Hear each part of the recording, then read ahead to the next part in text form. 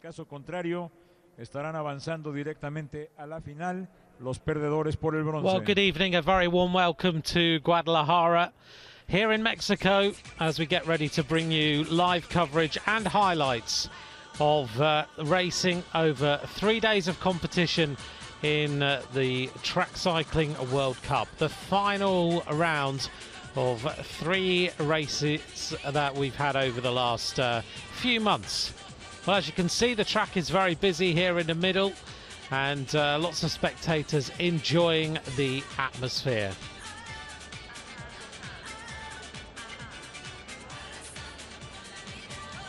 There's Danny King in the middle of the track. We are going to see lots of great racing featuring both the men's and the women's teams.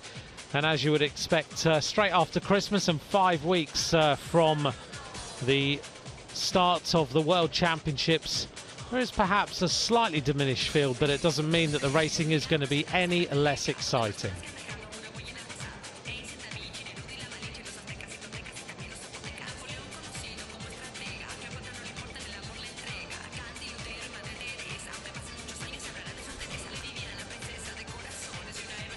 So we will ensure that we introduce all the riders to you as they get ready for racing. Everyone warming up there on the rollers in the middle of the track.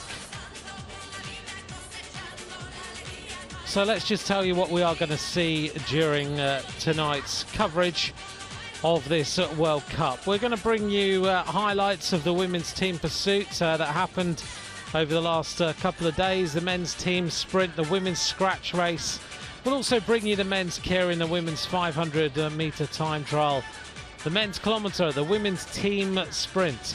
We'll also bring you live coverage of the men's sprint competition, which has been going on over the last few hours. And the men's points race will also bring you highlights of great competition there. And the women's keirin will bring you the finals later on tonight, as well as the men's individual pursuit, the women's sprint, the men's team pursuit, and also the Madison racing that's going to go on later on this evening as well. So lots in store. So make sure you join me for all the coverage as we see how fast this track actually is. We're here in Guadalajara, which is of course named after the Spanish town of Guadalajara, which also has a small velodrome. As I mentioned, we're 5 weeks from the World Championships in Cali in Colombia, not too far away from those now. And we're going to look back here as we get ready for the first bit of coverage. This is the women's team pursuit. And this is the ride-off for the bronze medal. This is Australia versus Poland.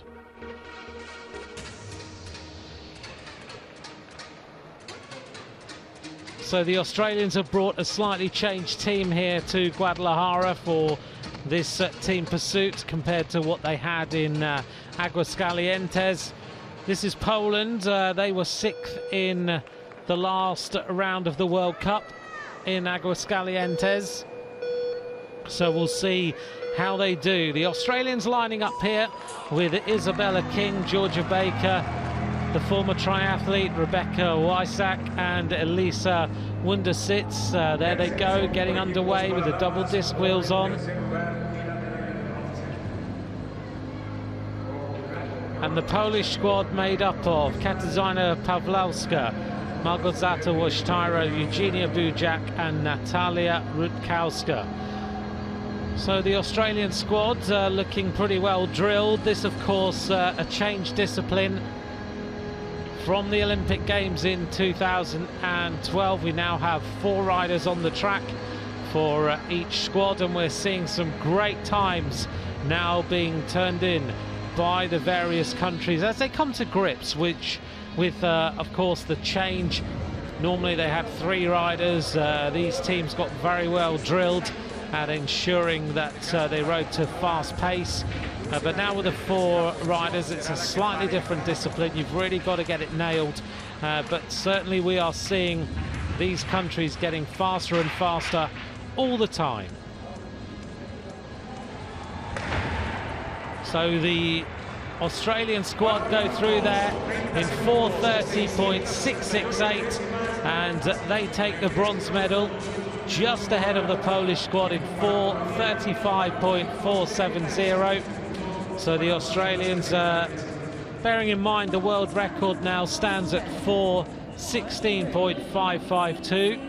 Still slightly off the pace, but with a younger squad now, they are starting to look ahead at what they can do in terms of bringing their times right down. And of course, with the Australian men's team, they've got all the data that they can use and the training techniques to get that 4-rider squad very well drilled. So we're going to take a look here at the Canadian team. This team were third. Were three of the team who were in Aguascalientes. Very, very strong squad. Up against the Americans here. And the American team getting ready for action. They've done very well to qualify here as second fastest to ride off for the gold medal.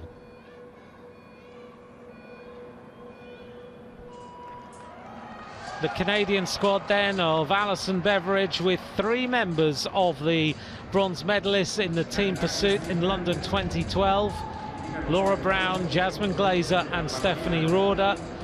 So a very, very good Canadian squad. The Americans then of Jennifer Valente, Carrie Higgins, Lauren Tomeo and Jade Wilcoxon. It's going to be an interesting tussle between these two squads, and the Canadians right now are slightly down on the Americans, which is a little bit of a surprise. This American squad looking pretty good going through the 1500 meters. Still the Americans lead by 0.010. One rider at the back of the American squad there, just leaving a slight gap in the wheels. So I wonder whether the pressure is starting to tell, and it is. 1.030 as the Canadians start to up the tempo. 2,000 meters covered in 2:13.164. And now the American squad starting to look a little bit more ragged as one rider really struggles to hold the wheel. The Canadians go through with an advantage now of almost 3 seconds, and they really are turning the tempo up. They've got rid of one rider who has dropped off here, but the Canadians are really motoring now. The Americans looking slightly ragged with a gap now in between the four riders, and the Canadians really ripping the pace up now as they come back to the wheel of the Americans. It looks like they're going to catch them. They'll catch them before the end of the 4,000 meters. There they go, they overtake them, and that will be the end of the contest. It is Canada who take the gold medal here in Guadalajara. Their time doesn't count. They did, of course, set a time of 4:19.629 in the last round in Aguascalientes. The Canadians still looking very strong in the team pursuit. Up to Cali, Colombia, and this was a great test for us in the build for World Championships.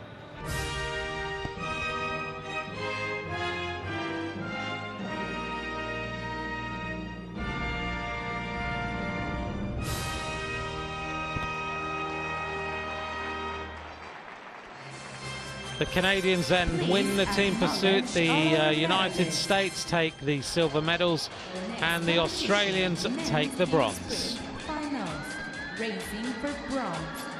So we're going to move on then to the men's team sprint. Fast moving this, isn't it, as we get ready for action. This is the ride-off for the bronze medals. And it is the French squad of Gregory Boget, Kevin Sereau and Benjamin Adelin against the Great Britain team here of John Paul, Callum Skinner and Lewis Oliva.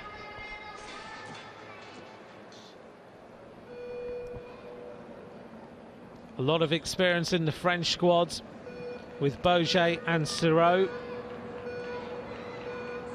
The Great Britain team in world level competition, relatively inexperienced. A complete change of squad from Aguascalientes. So let's see. Oh, John Paul's gone flying off here, and the rest of the team really struggling to stay in the wheels. Look at that, though. The French are ahead, so the French really drilling it through the opening lap there, just ahead in 17.724 compared to 17.734. Now the French still maintain their advantage, and they're really starting to motor. Who is going to take this one? It's going to be very, very close between these two teams as they head now towards the finish, and it is the French going through there in 43.854 for the Great Britain team, and the French squad slightly faster.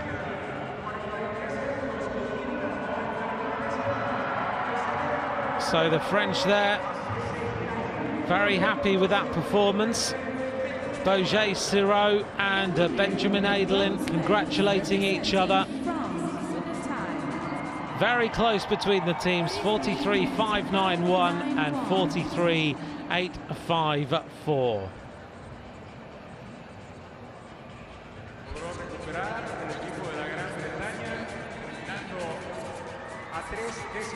Well, I should just tell you that we've heard of course, during competition, the French relegated for an illegal change. So that means that Great Britain will take the bronze medal. This is a ride-off then for the gold. It's the Netherlands versus Germany. The Germans here in the white colours.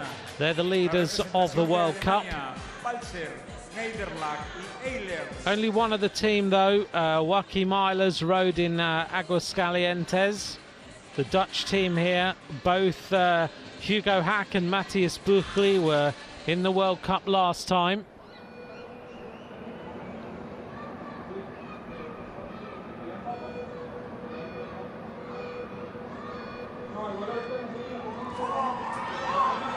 The Germans, of course, with their A squad, set a world record of 41.871 in Aguascalientes in qualification.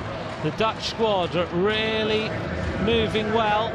The Germans with their changed team here, slightly ahead though of the Dutch as they go through their opening lap in 17.509 for the Germans.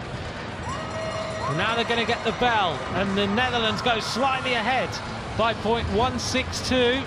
So it's really all to race for over the final lap. Can the Germans peg this one back a little bit? Hitting the line, 43.311, and it is the Dutch who take it. They're extremely happy with that. Niels van Hoedenadel, Hugo Hack and Matthias Buchli take the scalp of the German squad, and they take the gold medal in the men's team sprints. We knew the Germans were a really strong team, so we knew it was going to be very difficult. So we did a big effort in the afternoon. We had to do it again, and we even rode faster than this afternoon. So we're really happy.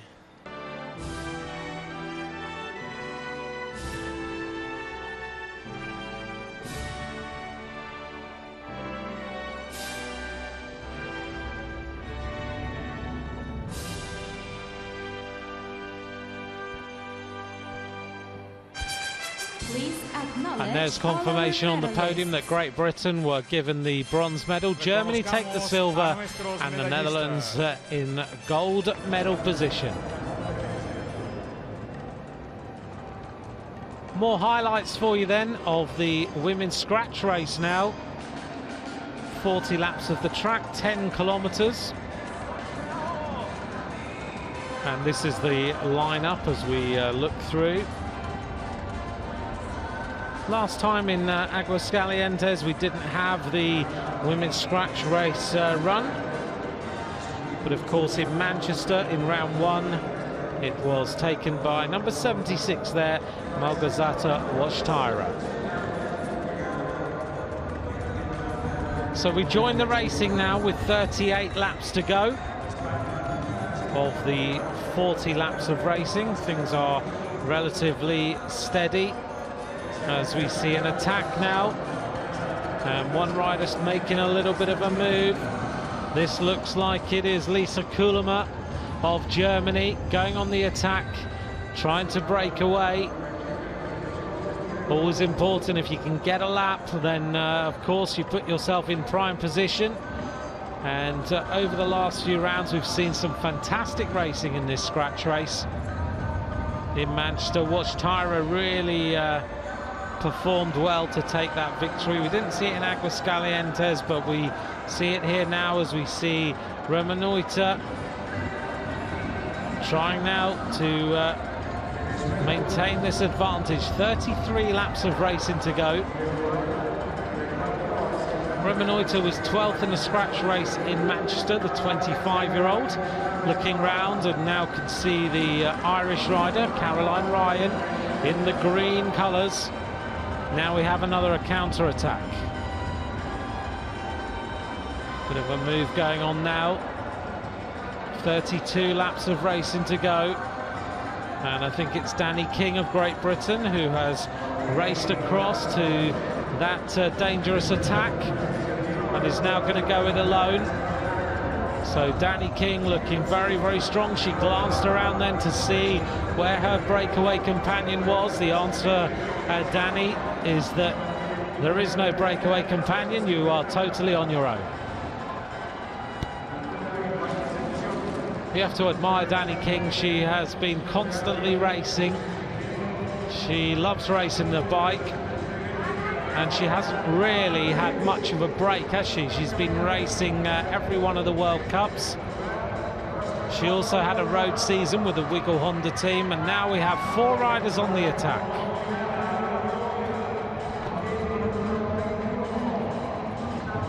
So it looks like the Colombian rider now, Gianni Salcedo, with 19 laps to go, joining up with Zhao Qi-wan, who is the rider from Hong Kong, China, in front in the red colours, the Colombian in white. Gianni Salcedo. Looks like Danny King is unable to go with the attack, and one other rider is desperately trying to get on the wheels. So 4 riders we're saying on the attack. It's Kelly Drutz of Belgium, who's just hoping to stay in the wheels, as Gianni Salcedo, wearing number 9 here, from Colombia. If she does this in Cali, in the World Championships, the whole place will lift the roof. Bit of carnage now in the peloton as these riders try to go with the move, but it looks to me like these 2 riders are going to lap the field, which is what they do. So they join up at the back of the peloton, and now Zhao Qi-wan of Hong Kong, China, and Gianni Salcedo have lapped the field. So in scratch racing, if you want a medal now, you need to go on the attack and try and take a lap, and that is what this rider is doing. So Caroline Ryan desperately trying to break away, bronze medalist in the points race in the World Championships in 2012, as she makes a move. The camera not really keeping up with her. Those 3 laps to go now. These 2 riders at the back are now going to vie for the gold and silver medals. And it looks to me like Zhao Qi-wan in the red has got her tactics absolutely right, making her way through the field. The rest of the riders will be going for the bronze medal. Who's going to get it at the front?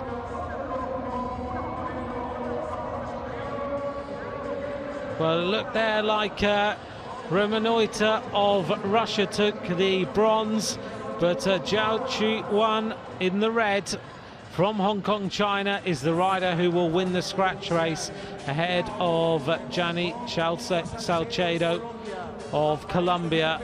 That's a great silver medal for the Colombians, and confirmation that Remeneuter, 1 lap down, takes the bronze.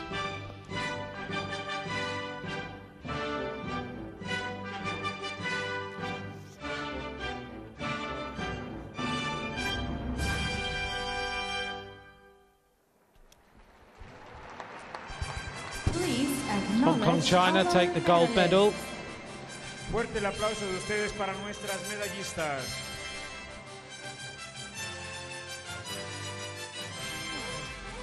Racing for 7th to 12th place. So more highlights for you then.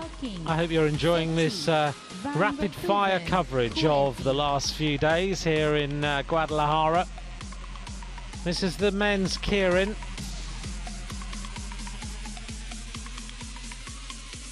Well, you'll remember in Aguascalientes we had some pretty horrendous crashes in the keirin. Let's hope we don't get that in this race. That was Francesco Cecchi. This is Christos Volikakis, the Greek rider, in the blue and white. And Brown Kwesi of Trinidad and Tobago in the red and white. This is Simon van Veldhoven, the New Zealander, in the all-black colours. 6 riders. This is the 7th to 12th final.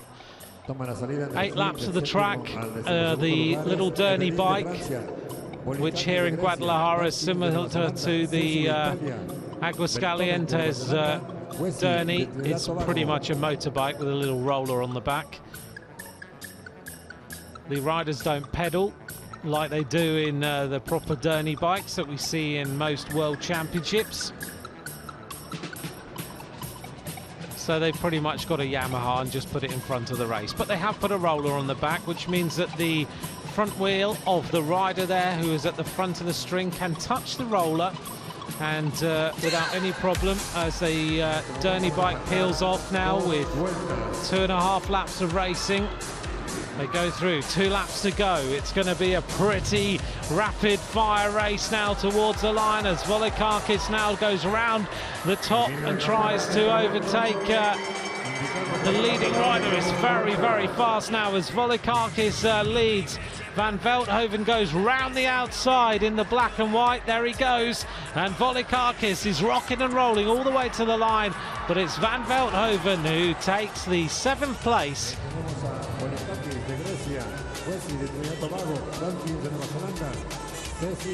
I don't think that's 100% right, is it? That caption that came up. I'm pretty sure it was Van Veldhoven who took 7th, Volikakis took 8th, Brown Kwesi took 9th place. So we move on now to the final of the keirin in Manchester. Francois, fighting talk there from that's a Wang, probably one of the most famous keirin riders in the world. Had that huge skewer through his leg, like almost like a kebab. Luis Oliva zips up the skin suit, getting held up by Ernie, his mechanic. This is Matthias Buchli of the Netherlands alongside the Canadian rider Hugo Barrett. The Colombian rider next. This is Santiago Ramirez. And the German rider, Joachim Eilers, a team sprint world record holder, of course.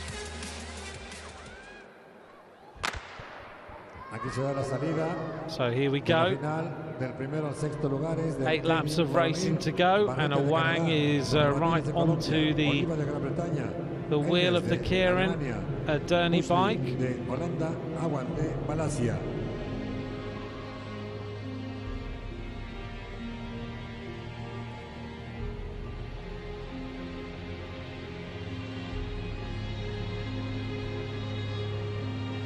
Four laps to go, and a Wang there in the lime green, staying up there on the wheel of the bike. Round the outside comes Joachim Eilers, that world record in the team sprint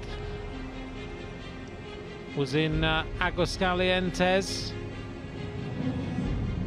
And the riders here, let's have a look. There's been a little bit of a problem, and this race has been neutralized. They overtook the Derny bike, so I don't know what's going to happen here. Has been disqualified for passing the Derny before the time. Well, Wang is shaking his head. We just heard there that he's been disqualified, so is Joachim Eilers. So only 4 riders now have been allowed to restart. 1 to 6. Heat number 2. I must admit, if you look at that replay, it's a little bit harsh because the Derny bike is peeling off far too late. Normally, they peel off as they come out of turn 2 with 2.5 laps to go. And the Derny bike is pretty much pulling off with as they approach the entrance of turn 3. And that really shouldn't happen. So 4 riders then. Luis Oliva, Santiago Ramirez, Matthias Buchli and Hugo Barret in the restart. It is Barret at the front, Luis Oliva leaving a little bit of a gap. The Colombian rider Ramirez sitting on the wheel of the Canadian. Just watch this, the Derny bike should peel off now. It should drop down, but he's pulling off far too late. Anyway, here we go. Let's see what happens. Luis Oliva goes to the front for Great Britain, followed by the Canadian Barret. The Colombian rider right on the wheel, Santiago Ramirez. Round the outside comes the man in orange, Matthias Buchli. Oh, it's pretty rapid in here now, isn't it? Buchli slips into that little gap somehow. Doesn't take away the wheel of the Colombian. Luis Oliva struggling a little bit as he goes down to the bottom of the track now. It's going to be very, very close. Buchli gets it in the centre. Ahead of the Colombian rider, I think.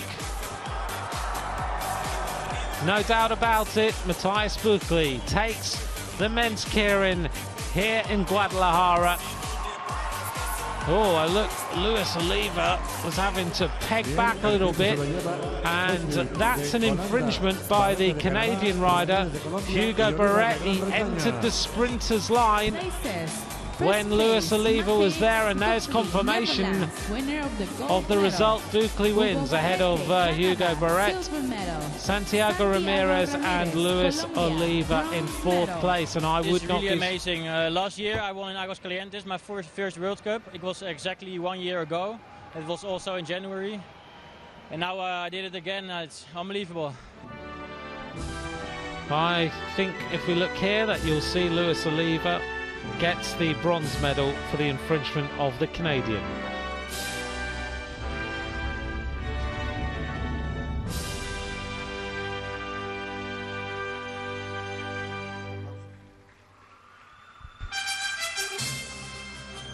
Please acknowledge all our medalists. Un aplauso, por favor, para todos nuestros Matthias Buchli medallistas. takes the gold medal ahead of Ramirez, and Luis Oliva advances into bronze medal position. That's what the lines on the track are all about. If one rider has already entered the sprinters lane, you cannot also do the same, which is why you saw, I thought Oliva was struggling a little bit to keep the pace going, but he wasn't. He was trying to back off because otherwise his wheel was going to go, having been shut out by the Canadian rider. From Russia, Anastasia Voinova. On the back straight from Germany, Miriam Welte. So we move on quickly to the women's 500-meter time trial. This is Miriam Welte. What can you say about her? She multi-medal winner in World Championships and Olympic Games. Sorry about the loss of pictures at the moment. Here we go, we're back with them. Voinova, the Russian rider. This is 500-meter time trial in Aguascalientes. If you haven't watched it, go back and try and find it. Anna Mears, of course, became the first woman ever under 33 seconds in the 500-meter time trial, beating her own world record of 33.010 and finishing in 32.836. So Voinova looking very, very fast. Miriam Welte on the aero bars here, on the aero skis as they race around, and it is Voinova who takes it. 33.645. Well, that's a great victory for the Russian rider. 33.645, the average speed, 53.499 kilometers an hour. 33.736. Continuamos con el hit de Lisandra Guerra de Cuba, tribuna principal. Lee de Hong Kong, tribuna opuesta. An opportunity then to see the other contests. On the back straight from Hong Kong. This is White Lee, third in Aguascalientes in this discipline. Extremely talented rider, isn't she? 500-meter world champion previously. This is Lisandra Guerra, the Cuban rider, as we flick back there. Both riders in red-coloured kit. You'll be able to tell Lisandra Guerra has the blue sleeves. Lee Whitesea here from Hong Kong, China. See what sort of time she can put in. There she is as she winds the gear up. Lisandra Guerra is a pupil of the UCI Sprint School down in Aigle in Switzerland. And very, very close. Lisandra Guerra slightly ahead of Lee Whitesea, which is a little bit of a surprise. But Lisandra Guerra is a fierce competitor. Hitting the line then, but Lee Whitesea is the fastest rider, a little bit more controlled in that ride. 33.928. Lisandra Guerra 34.158, tied up a little bit before the finish. Confirmation then of the results. Voinova took the gold, Velter took the silver, and the Hong Kong China rider took the bronze.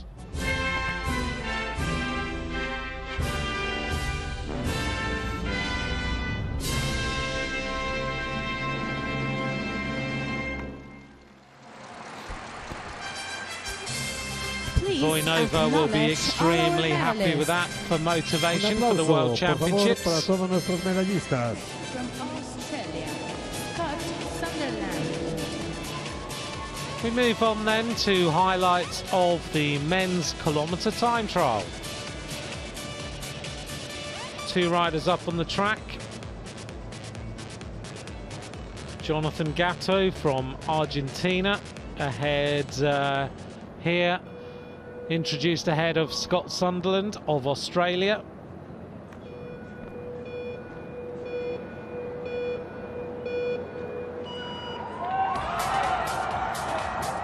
Again in Aguascalientes we saw the world record being thrashed by Francois Pervis. The previous record had stood since October 2001. And Pervis absolutely blitzed it with a time of 56.303. So here we go then with Scott Sunderland of Australia racing against the Argentinian rider Jonathan Gatto. Sunderland has got a much better palmares in this discipline as he goes cruising around the track. Gatto is a lot slower here. Sunderland gets the bell, 250 metres to go around this Guadalajara track, and the Argentinian really tying up. He's all over his bike. Sunderland racing through, hits the line, 59.675. Fastest time so far for the Australian.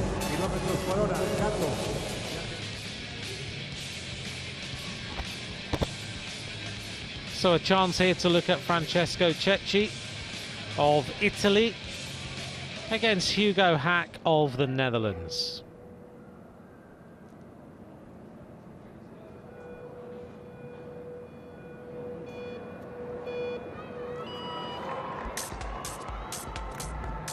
Cecchi underway then in the Azzurri blue of the Italians, the orange-clad rider. Starting to get on top of that gear, Hugo Hack. We've already seen him race already in these highlights, and Hack is quicker by quite a considerable margin. Got this really urgent style. It's a shame we don't see the kilometre time trial now in the Olympic Games. It was such a blue ribbon event for so many years. Hugo Hack still looking fast here. as he races around the track. 45.144 at that point. And Chechi looking a little bit slower. Hack crosses the line, 59.976. Not as fast as Scott Sunderland, but could be in with a chance of the medal there. The time for Francesco Secchi, 101.420. As you can see, he's got the little power meter under the saddle as we move on now to meet the Polish rider, Christoph Maxel, who's racing against Simon van Veldhoven.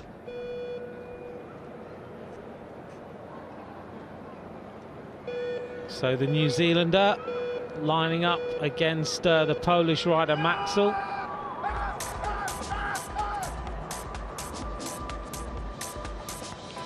So van Veldhoven will be looking to put himself in here with a chance of taking the bronze or silver medal if possible. But Maxel is looking rapid already, 4th fastest. Van Veldhoven, I've seen him do this before. He tends to accelerate over the last couple of laps. Let's see whether he does the same. Maxel, though, 59.820, 60 kilometers an hour, and that is good enough for the silver medal today. Van Veldhoven's time puts him into 4th place, outside the 1 minute mark. Scott Sunderland takes the gold, Maxel takes the silver, Hack takes the bronze. It was very exciting because I did an Australian record, so I beat Shane Kelly's time, which he set at Bogota, so yeah, very excited with that, but yeah, it's great to come away with the gold today as well, added bonus.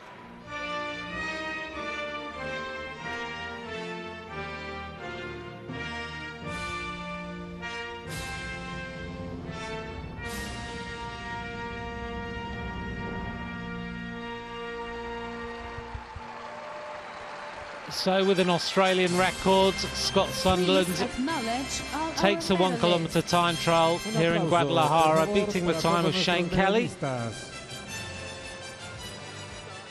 who I remember first meeting in Hamar in Norway in a World Championships many years ago. Right, we're going to move on then to the highlights of the team sprint. And this is the ride-off for the bronze medal. On the inside there, Victoria Williamson, the bronze medalist in the team sprint with Becky James in Minsk earlier on in 2013. Riding this time with Dani Kahn, who's making her debut in the World Cup. This is the French with Sandy Claire, silver medalist in the World Championship 500-metre time trial in 2011, paired with Olivia Montauban, the junior world champion in the team sprint. This should be a great tussle between these two countries. So it's Williamson who leads off for Great Britain and is really motoring. The French look a lot better here. They're right on the wheels. The question is whether they have the pace. And Great Britain are actually quicker. 19.078. Williamson's got them off to a good start. So now the former speed skater Dani Kahn, can she now take the victory? Which she does, 33.569, beating the French by 0.144 of a second.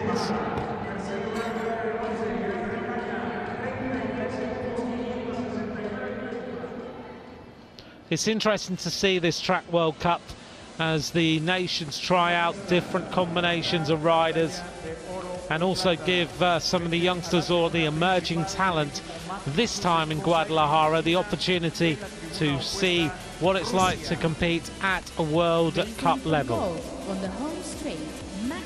So this is the ride for the gold. This is the Max Success team, and it's Lin Jung Hong and Chong Tian Shi against Anastasia Voinova and Ekaterina Nadenko of Russia. Voinova was third in this discipline in Aguascalientes, paired with Brezhneva. So we'll see how the Russians do this time. Up against the Max Success team. And it is Voinova who's trying to get the team right up to top speed. And the Max Success team, 0.229 down at that point. So now it's down to Nadenko. Can they win this one for Russia? As they head up towards the finish, who's going to take it? The Max Success team take it by 0.253. And the winner. Oh, magnificent performance there in a women's team sprint for Max Success. It's Lin Junghong and Chong Chan-chi in 33.016. They take the win.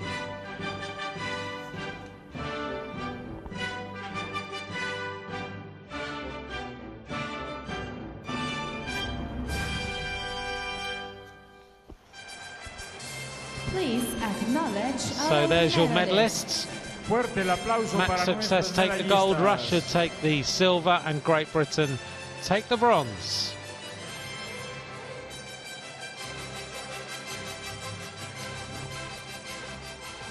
Danny Can exits stage right while everyone else exits stage left. So the crowd now. The time for Berhom, 35.241. For King, 37.1. Looking across the velodrome, enjoying the racing. Has the best time in this competition. El aplauso sí para el Olivier Ton de Francia, 35 segundos, 241 milésimas. El mejor tiempo para la británica King, 37 segundos, 181 milésimas.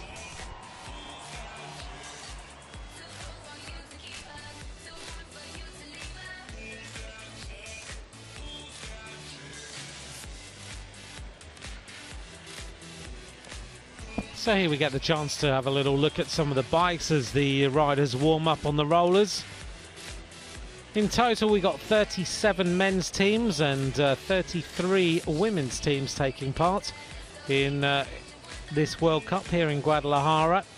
And as you know, in the centre of the track, or maybe you don't know, the teams all have their own pens.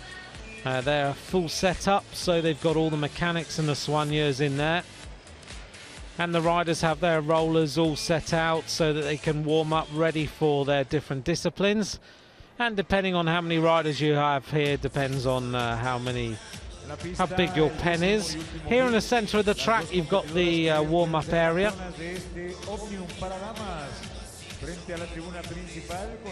So if you warm up on your rollers, you do your set warm-up, then you go into the kind of waiting area, which is this point here, where the riders just ride around, keep the legs spinning and get themselves focused and ready for racing. It's quite a quiet area. Now and then the different coaches will go in, just have a quick pep talk with their rider, just to keep everything moving.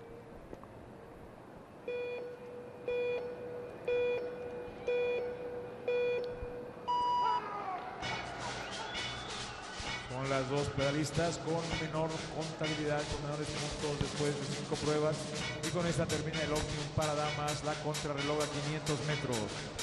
So we'll be bringing you more coverage of tonight's racing. I think we should be seeing soon the men's sprint.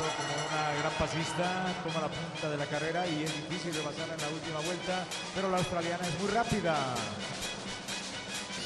Parejas para la última media vuelta. Well, as I mentioned earlier on, we're only 5 weeks from the start of the World Championships in Cali in Colombia. And make sure you have a look at uci.ch. That will bring you all the information you need as to when you will be able to watch the World Championships on the track. Has all the broadcast times. It tells you what channels are going to be showing the World Championships. So make sure you've had a little look at that, and that'll bring you up to date with everything that is going to happen. Great competition we are going to have in Cali. I think we're going to see some pretty rapid times as well. Don't know if we can beat Aguascalientes Had a little message from Sir Chris Hoy after that round of competition, and he said you won't the track isn't at the same altitude as Aguascalientes. Such a great track for world records, and of course in that last round of competition we saw 7 world records, and some records we didn't really think would be perhaps ever beaten. But Chris Hoy was saying that the kilometre record would be beaten at some point in competition, and he was absolutely right.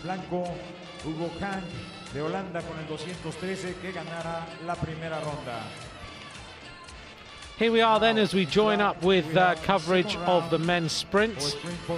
Hugo Hack is the current leader, 1-0. This does go to 3 rides, of course, if needed.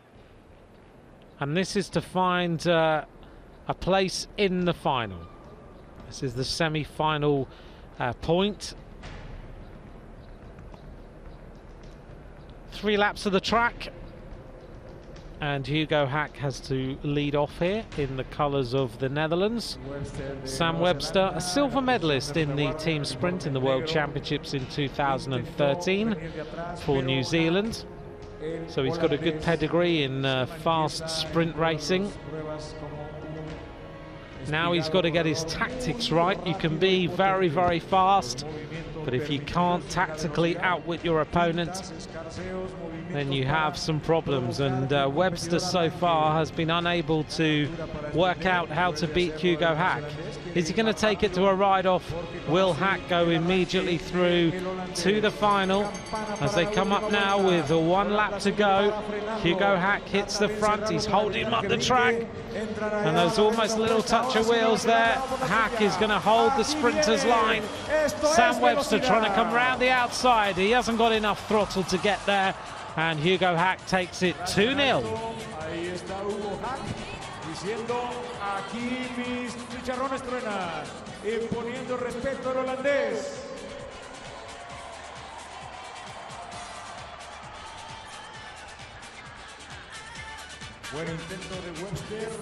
Well, the crowd really loved that. Hack got that absolutely right, didn't he? Just opened up the throttle enough, beats Webster by 0.068 of a second. The time is taken in the last 200 metres.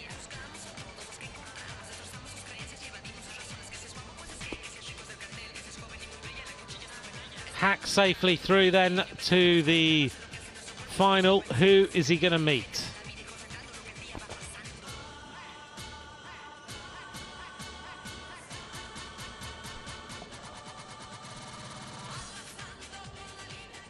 Two riders making their way up onto the track now. This is Max Niederlag of Germany, who is going to be against Ed Dawkins of the HPS New Zealand team.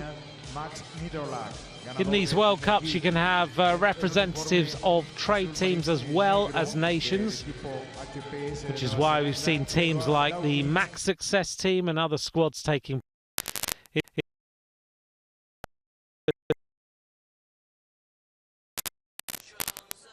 but we'll see Max Niederlag and Ed Dawkins racing here. In the black then is Ed Dawkins, silver medalist in the team sprint in the World Championships in 2013. He was 4th in Aguascalientes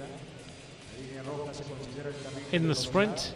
There you can see the commissaires keeping an eye on what is going on there in the blue shirts with the khaki coloured trousers. They walk around with the sprinters. The reason they do that is that in the lead out here you have to maintain walking pace for the first lap, and that is why they walk at walking pace. Nice and easy, isn't it? Nothing more complicated than that. You have to just keep to the rules. So Ed Dawkins has decided he's going to try and outwit Max Niederlag, and he has gone away. Look at this, Niederlag's going to have to work really hard now to get back onto the wheel of the fast-moving New Zealander. Heading up towards the bell, And has Dawkins gone too early? He's just going to have to keep going. He's got a little bit of a gap, but the German rider Niederlag is coming back, steadily overtaking him.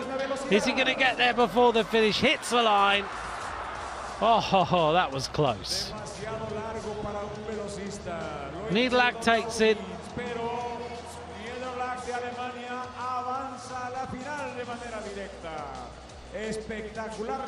So Niederlag goes through to the final. The winner of the second race, And Dawkins.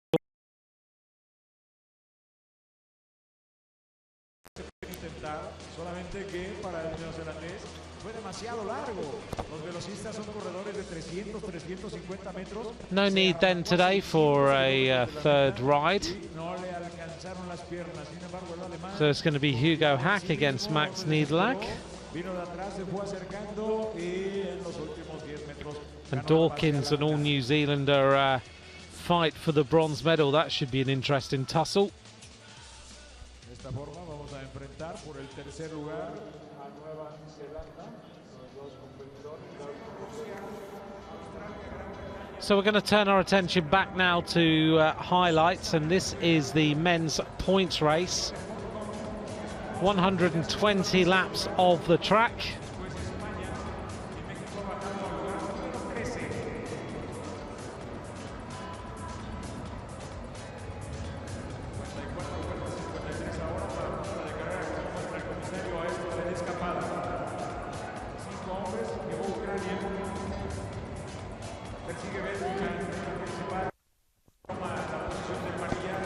So that's the rundown of the riders taking part, and we slot into the racing here with 53 laps to go. We've got a bit of an attack going on, and it's the Belgian rider Jasper de Bust who's in here. Also in this group is number 60 Roman Lutschin. At the front there is Tom Scully of New Zealand in the black. So we've got 5 riders on the attack now. Also in there, the Russian rider Kirill Sveshnikov. And it looks to me like Chung King Lok of Hong Kong, China. A little bit messy here as they go for this sprint. But sprint 7 sees Tom Scully take the points. In second place was Sveshnikov, the Russian rider. Scully is a rider who has been based in Great Britain, riding for the rally team. Very, very good criterium rider, and was also a stagiaire for the Garmin Sharp squad. They had their eyes on him for quite a while. Hasn't signed for them for 2014, has Scully. From New Zealand, he is now signed for another British team in Madison Genesis. That team is managed by none other than the former Garmin Sharp rider Roger Hammond. 40 laps to go as we get lined up for the next sprint, and these riders who are on the attack now have of course got 20 points for taking the lap earlier on.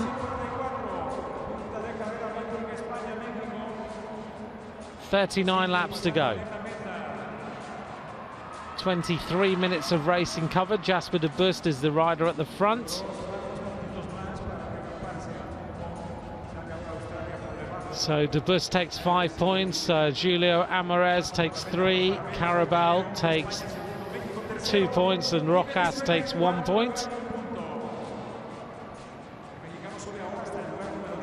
And here are the standings. Scully has got 33 points, Sveshnikov with 30, Lutschin with 29, and Chung King Lok and Jasper de Bust have also taken 20 points for taking the lap. In fact, Jasper de Bust hasn't taken a lap, he's just scoring some good points along the way. Scully looking very, very strong here at the front of this race. I'm actually surprised to see him here in Guadalajara, getting ready for perhaps riding the World Championships for New Zealand. As we go on to sprint number 9, and the 5 points were taken there by Thomas Budat. So still Scully leads, 33 points. Looking very strong, isn't he? Looking lean already. Has been in New Zealand for the whole of the winter. 22 laps to go. So sprints every 10 laps in a points race. You get 5, 3, 2 and 1 for the first 4 riders across the line, and if you take a lap then you also get 20 points added to your total. 21 laps to go.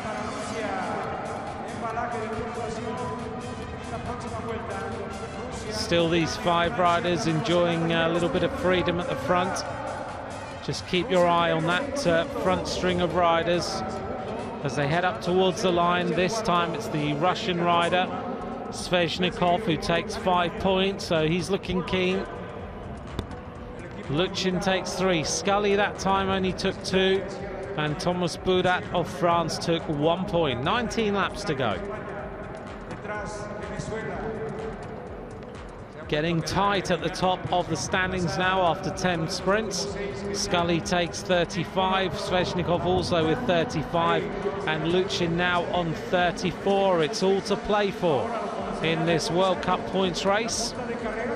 In Manchester it was the Irishman Martin Irvine who took the victory ahead of Lasse Hansen of Denmark, and Elia Viviani, the Cannondale rider, in 3rd place. 10 laps to go. Another interesting sprint coming up here between Scully and Sveshnikov, and Sveshnikov gets the better of Scully again, so he takes another 5 points with only 1 sprint remaining, and that will put Sveshnikov slightly ahead of the New Zealander.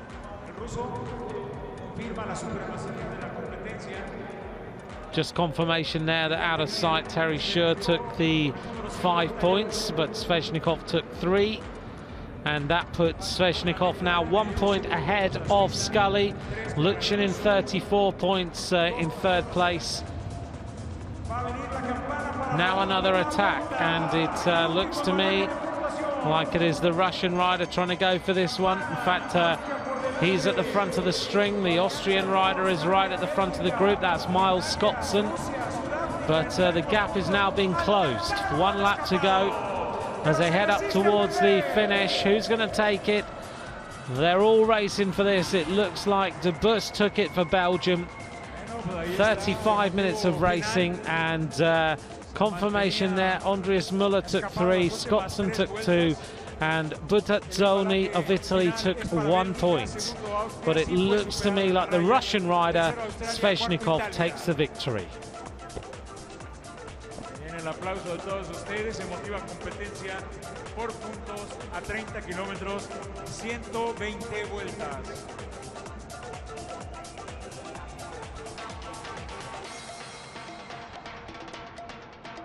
La reacción del ciclista de Bélgica ganando el último embalaje no le va a alcanzar para el podio.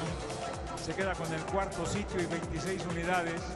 Ucrania sumamente combativo, Luseji 34 puntos y el tercer lugar. Confirmation then of the standings, and Sveshnikov on the top step of the podium.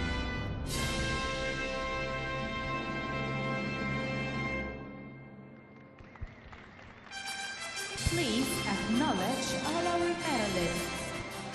Fuerte el aplauso para nuestros medallistas. Sveshnikov takes gold, Scully takes silver, and Lutsishin takes the bronze medal for the Ukraine.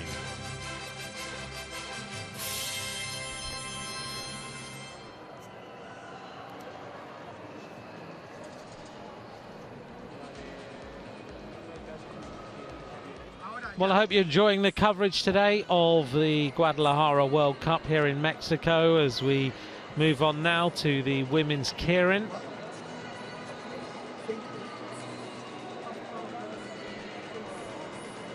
This is the first round of competition. And the riders just drawing their lots. Looks to me like Sandy Clare will be the rider who will be leading off behind the bike. And also in this group we have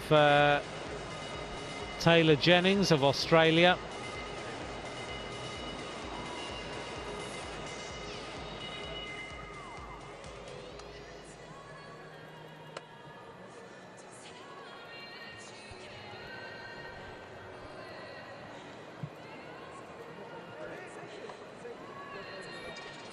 There's the lineup then of the riders who will be in heat number 1. Taylor Jennings, Keona Maeda, Shi Jingjing of China, Sandy Clare of France, Miriam Velter of Germany, Li Weizhi of Hong Kong, China, and Daniela Gonzalez of Mexico.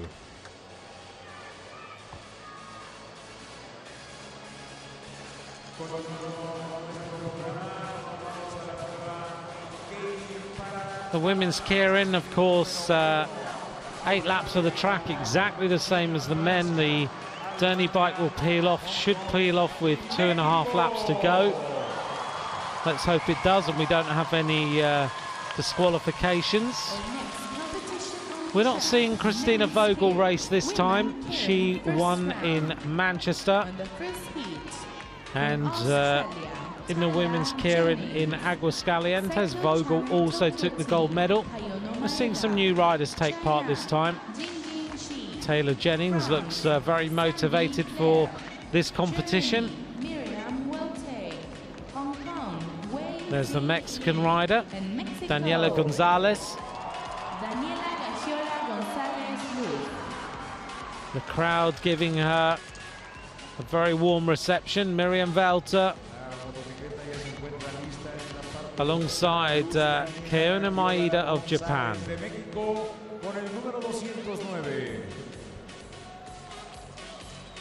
Li Weizhi, good keirin rider. And Sandy Clare.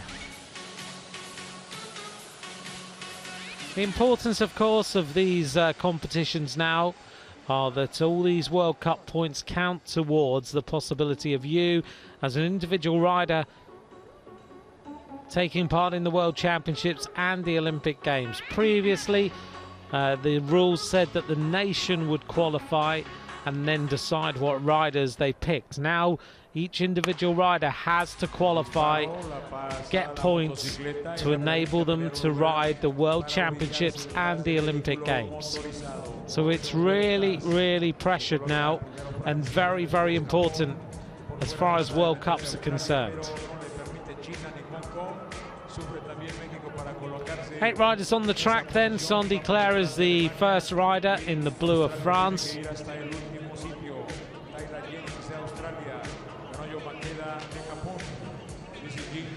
It is Jing Shi in the Chinese colours, the red and yellow you can see there, third wheel.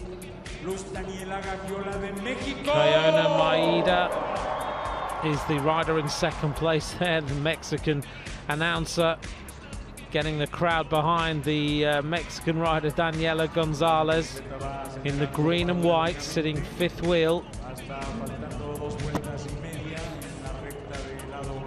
Miriam Velter sitting fourth in the string for Germany. World champion on the track, of course.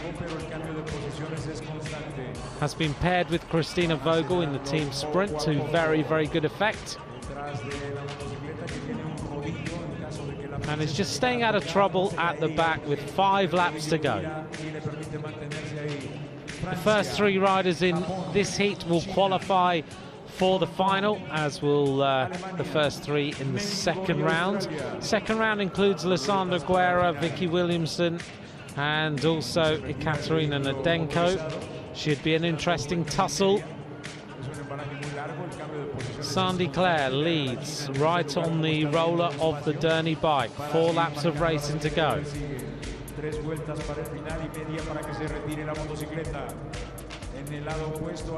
Guadalajara, the home of tequila.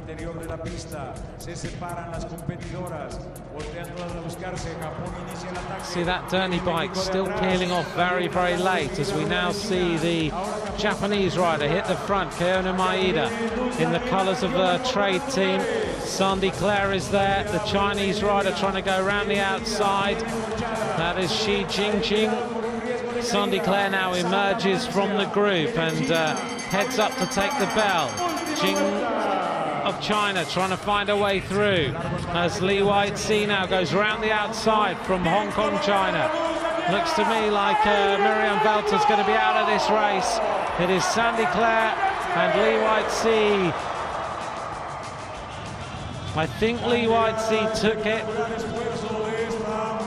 Got her tactics absolutely right. Sandy Claire also up there.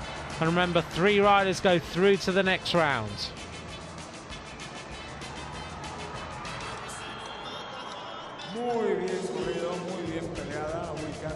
Hopefully we'll see confirmation of that result any moment now.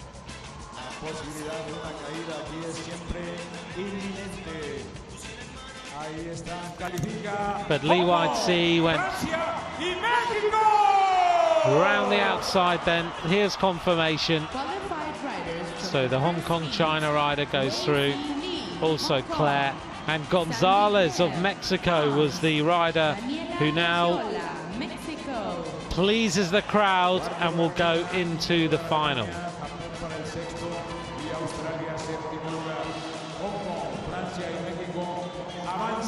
France, Hong Kong, China and Mexico into the final.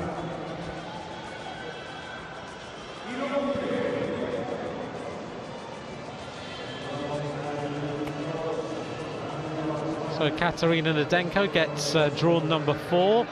Number 3, Vicky Williamson. The Ukrainian rider gets number 2. That's Elena Tsos. And number 6 goes to Elena Casas. There's Lysandra Guerra.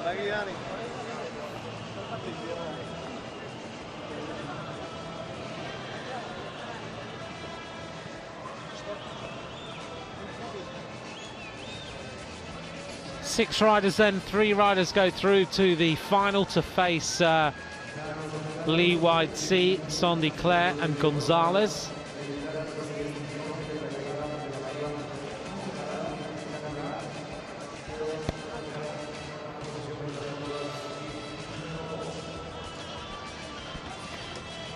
Plenty of music being played in the velodrome this evening. Slightly cold earlier on, it was about 15 degrees. Normally these velodromes very, very warm. You expect the ambient temperature to be around about 28. So it's a little bit chilly.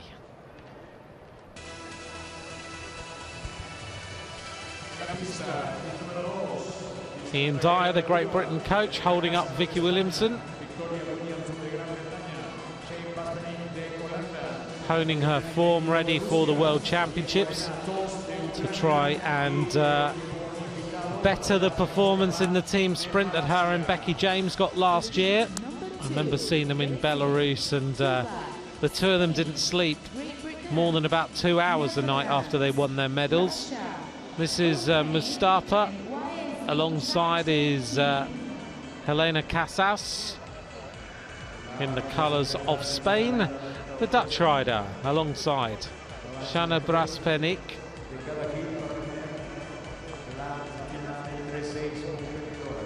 The Russian rider, Ekaterina Nadenko.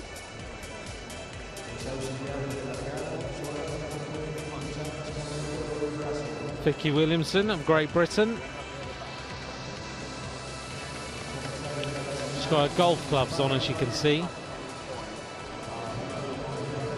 Elena Tsos of the Ukraine.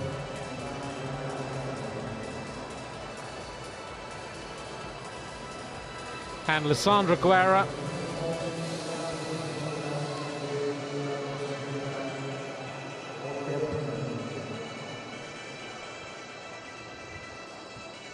Eight laps of the track, the Derny is underway.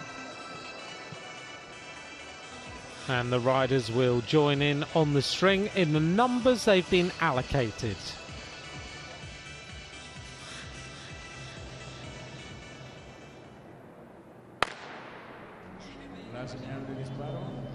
So here we go. Keep an eye on the different colours, the different squads, and decide which rider we'd like to win. 8 laps to go.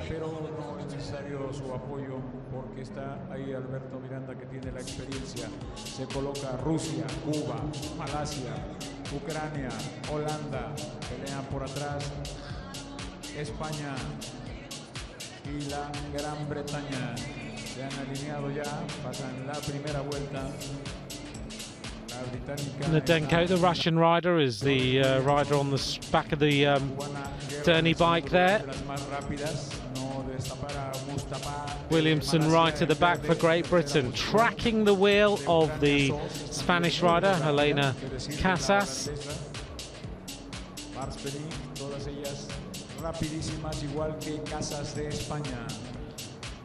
And don't forget to follow all the action leading up to the World Championships on UCI.ch or at UCI_cycling. You can join me on Twitter at @McCrossan if you would like. I do read all your messages. Not always possible to answer them during our broadcast, but thanks to everyone for watching.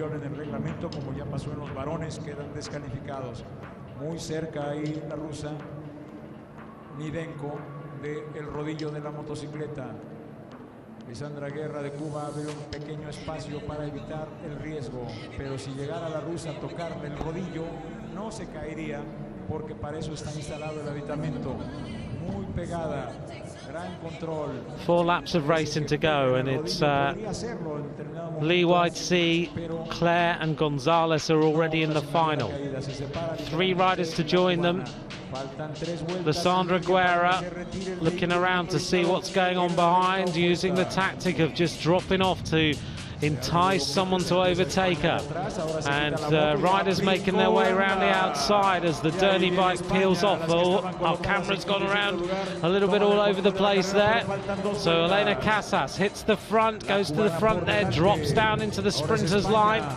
The Dutch rider is also in there and going round the outside now. Here come a couple of riders trying to go for the finish. Lissandra Guerra likes a little bit of rough and tumble in these sort of sprints. Guerra going shoulder to shoulder with the Russian rider. This is going to be really tight in here, but it looks to me like Nedenko's going to be through with Mustafa. Those are the 2 riders across the line first.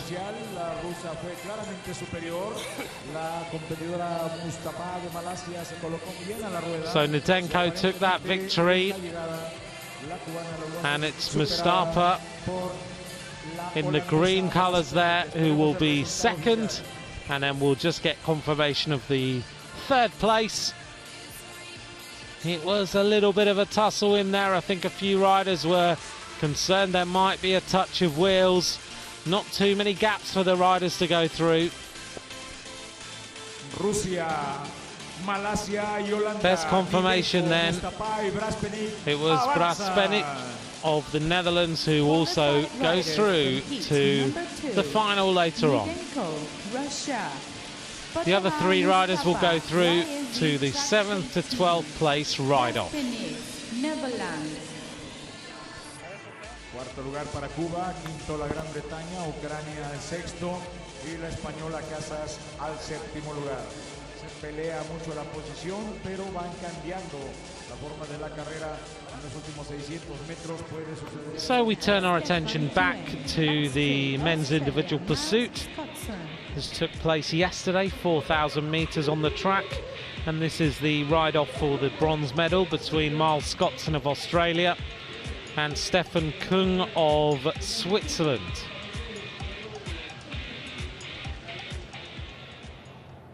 We didn't have the men's individual pursuit in Aguascalientes, but we have seen the women race the individual pursuit in Manchester. Joe Rousel of Great Britain took it, and in the men's individual pursuit we saw the Italian Coladan take the title in Manchester. 16 vueltas, 4 So this is to decide the bronze medal. Miles Scotson of Australia into his stride now. Very difficult discipline. The world record is held by Jack Bowbridge of Australia, a time of 4 minutes 10.534. Set that in Sydney in 2011, a time that was admired by all previous Olympic champions like Chris Boardman.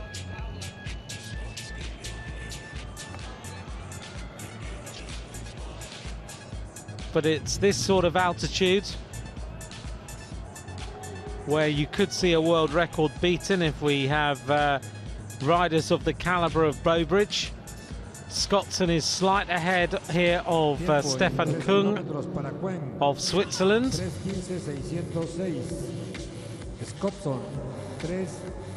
Kung has his power meter under his saddle, so does Scotson. Just tracking all the data, 2,500 metres covered. This is the point in an individual pursuit where it really starts to hurt. And you'll notice Stefan Kung right forward on the saddle, such is the effort. Right on the aero skis, the hands nicely stretched out.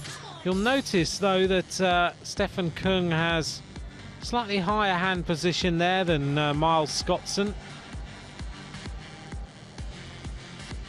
And as we head now towards the last 250 metres, Stefan Kung is the faster rider on the track. Keeping the tempo up, those knees are lifting nicely. Has gone through the 3,000 metres in 3:15.806 and heading up towards the finish. Stefan Kung takes it 4:19.542. Scotson in 4:24. Stefan Kung takes the bronze medal today. 4:19.542. Racing for gold on the home straight from Netherlands, Jenning Wisenga. Two riders then racing off for the gold and silver medals. Mauro Agostini of Argentina racing against Jenning Wisenga of the Netherlands.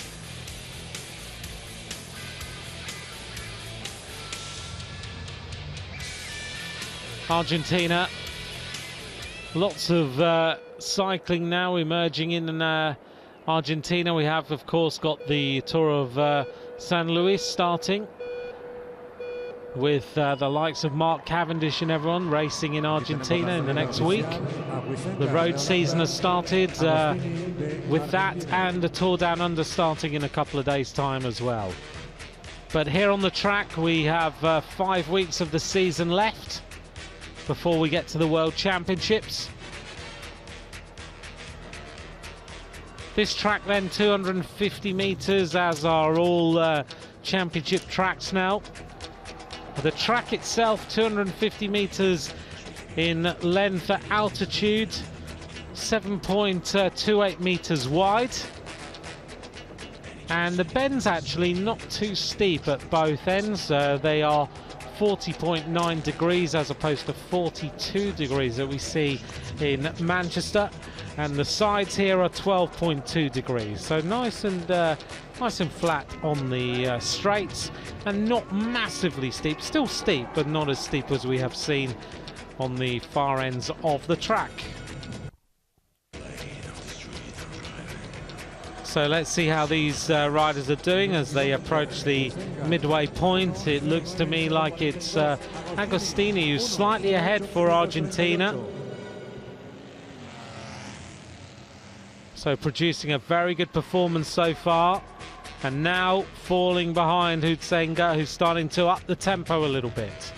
You can see the Argentinian rider's shoulders rocking and rolling a lot as the Dutch rider starts to increase the pace and is now starting to really motor. 1.642 seconds ahead of the Argentinian rider.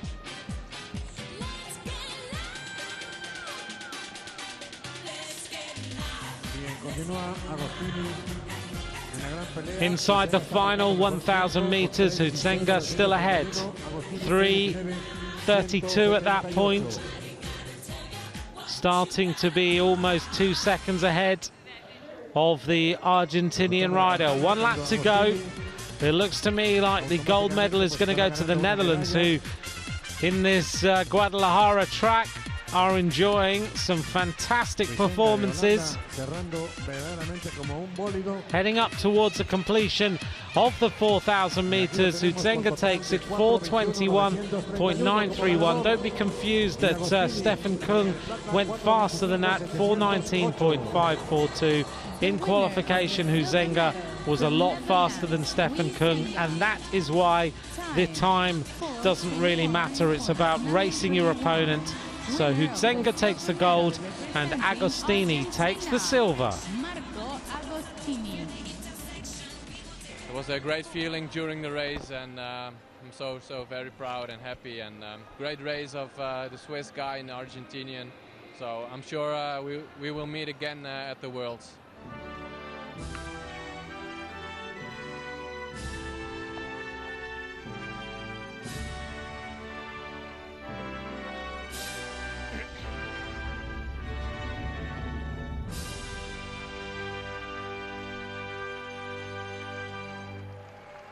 Hützenga then thinking ahead to the World Championships. Agostini there in second, and Stefan Kung with the bronze medal.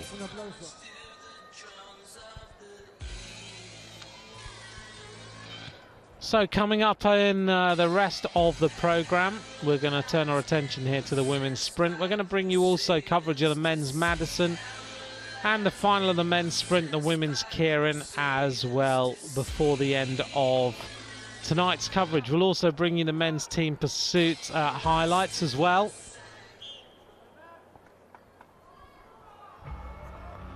This is then the women's sprint. This is the ride for the bronze medal. This is Lee White-C against Lissandra Guerra.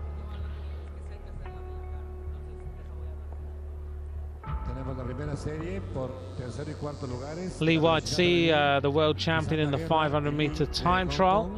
Bronze medalist in the Keirin at London 2012. Lissandra Guerra, a rider who we, I think, have yet to see the very best of. 2 laps to go, and Guerra now accelerating around. 1 lap to go. Is she going to now beat Lee White-C? Racing up towards the completion of this lap, and Lee White-C racing around the outside, refusing to give in, and she beats Lissandra Guerra in race number 1. El resultado oficial, la vencedora de este primer kit por tercer y cuarto lugares de la velocidad femenil.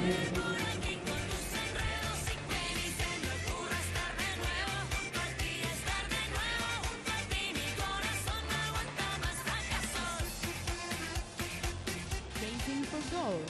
First race, Tianxi Chong, Junghong Lin. So very close between those 2 riders. This is the race for the gold medal. It's both riders from the Max Success team. So it's Lin Junghong wearing number 210 and Zhong Chanxi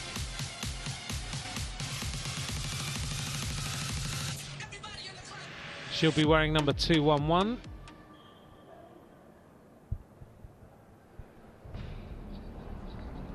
Se da la salida para estas 2 corredoras de China, con Chong, que tiene el récord mundial impuesto en Aguascalientes. Primer hit por primero y segundo. So the riders leading off then.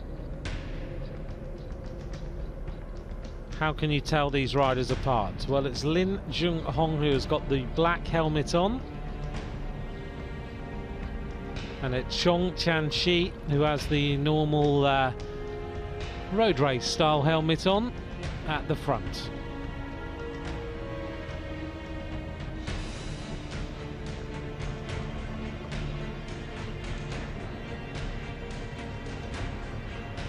Both riders riding pretty identical bikes, coming from the same team.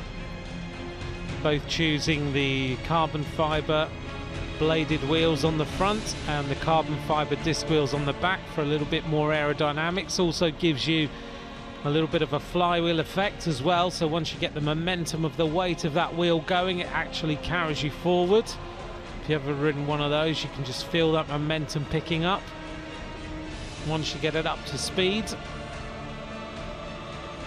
So it's Lin Junghong in the black helmet with the white stripe, and her teammate Zhong Chanqi leading off as Lin Junghong goes round the outside, has the acceleration, and is now going to race through and take race number 1.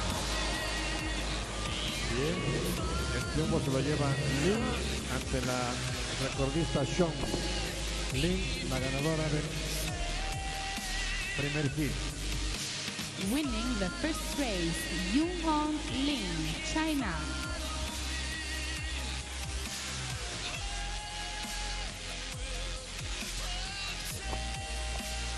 So we turn our attention back then to the bronze medal ride-off, as you can see with a little green sign there. Lee White-Sea is the rider who is leading, having beaten Alessandra Guerra in race number 1. Guerra's the rider with the yellow shoes. Lee White-Sea of Hong Kong, China, now is the rider following.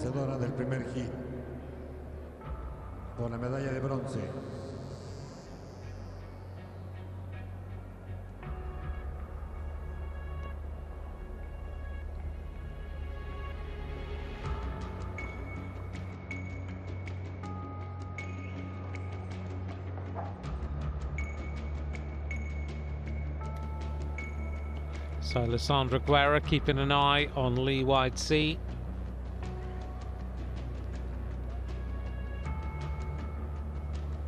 I was once watching Alessandra Guerra training in the sprint school in Aigle, down in the UCI headquarters in Switzerland, putting in the big efforts earlier in her career. Good to see her still competing at World Cup level. I still think there's a lot left in this rider to maybe win a world title at some point. Lee White-Sea in the red at the top of the track, concentrating hard. Of course, in sprint racing you can't take your hands off the handlebars, they've got to be firmly on there. And Lee White-Sea drops down the track. The black line round the bottom of the track, for those of you who don't know, is called the gauge line. It measures the track of 250 metres. The red line, the sprinter's line. Once your opponent's inside that, you can't drop down in front of them until you've overtaken them properly. So Lee White-Sea opens up the afterburners and beats Alessandra Guerra very, very easily. 2-0. So the bronze medal goes to Hong Kong, China. Winner in the second race and winner of the bronze medal, Wei-Zi Lee, Hong Kong. Racing for the gold medal, Tianxi Shang, Junghong Lin. We move then to the decider of the gold medal. Same again, Lin Junghong in the black helmet leads off this time. Zhong Chanqi is the rider in the normal race helmet. Our commissaire there walking the line, making sure they're at walking pace. Keeping an eye to make sure the action is as per the rules. Both riders with those double straps holding the shoes into the pedals. They also have clipped-in pedals, making sure there is absolutely no chance of pulling your foot out. Such is the power that these riders put in through these pedals.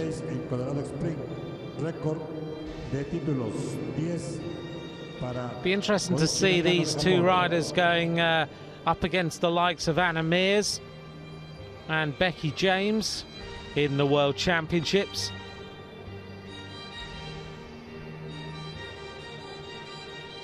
Lovely facility here in Guadalajara.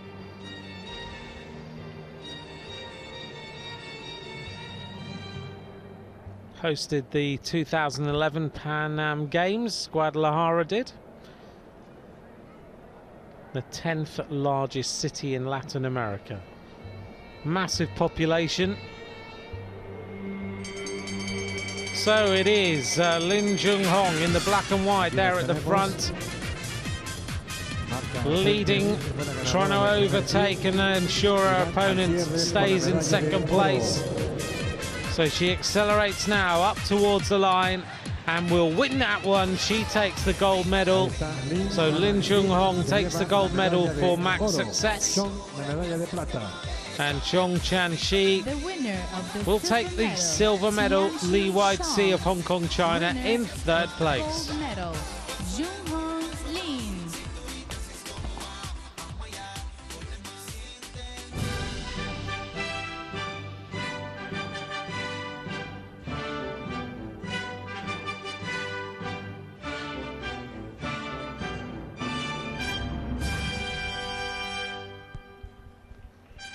China getting stronger all the time in track cycling. Un aplauso, por favor, para todos nuestros medallistas. There's the podium of the women's sprint.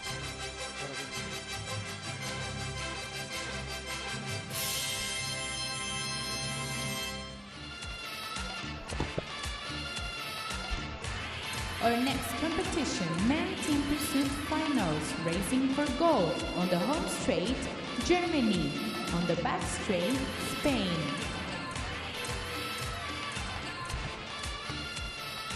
So our final little bit of highlights of the last couple of days of racing before we turn our attention to the finals that we're going to see tonight. This is the men's team pursuit, the ride-off for the bronze medal. It's Germany against Spain. Germany with Theo Reinhardt, Maximilian Bayer, Henning Bommel and Nils Schomba against the Spanish squad of Sebastian Mora, Julio Amores, Hasia Metsu and Ilat Zazubiscar. 4,000 metres on the track. The world record held by Great Britain, 351.56 or 659, sorry.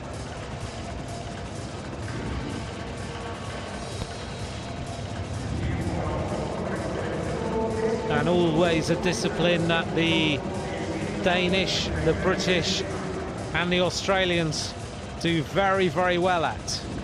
Germany looking fast, looking also very well drilled indeed, and are now 1.905 ahead of the Spanish team. Double disc wheels in on the German bikes, the same here as the Spaniards. And the Spanish team go through 2.4 seconds down on Germany. Looks to me like the Germans could catch the Spanish squad before the end. 3.065 seconds is a very, very big advantage. And the German team have not lost a rider yet. At 2,750 metres, they can pretty much see the Spaniards in front of them. And to overtake them, the first rider just has to overtake the rider at the back of the string. They're down to 3 now for Germany. The Spaniards still with 4 riders. Through the 3,250 metre point, and it looks here like the Germans are going to catch the Spaniards, and that will mean that they take the bronze medal. Spain still with 4 riders, but the Germans are much quicker, 1 lap ahead, and any moment now they are going to catch them. Here we go. The Germans catch them. They are the bronze medalists in this Guadalajara World Cup. The winner of the bronze medal, representing Germany.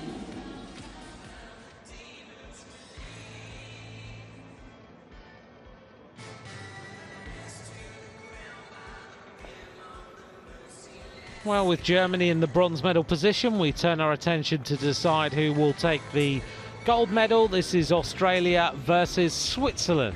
En la tribuna principal, Suiza.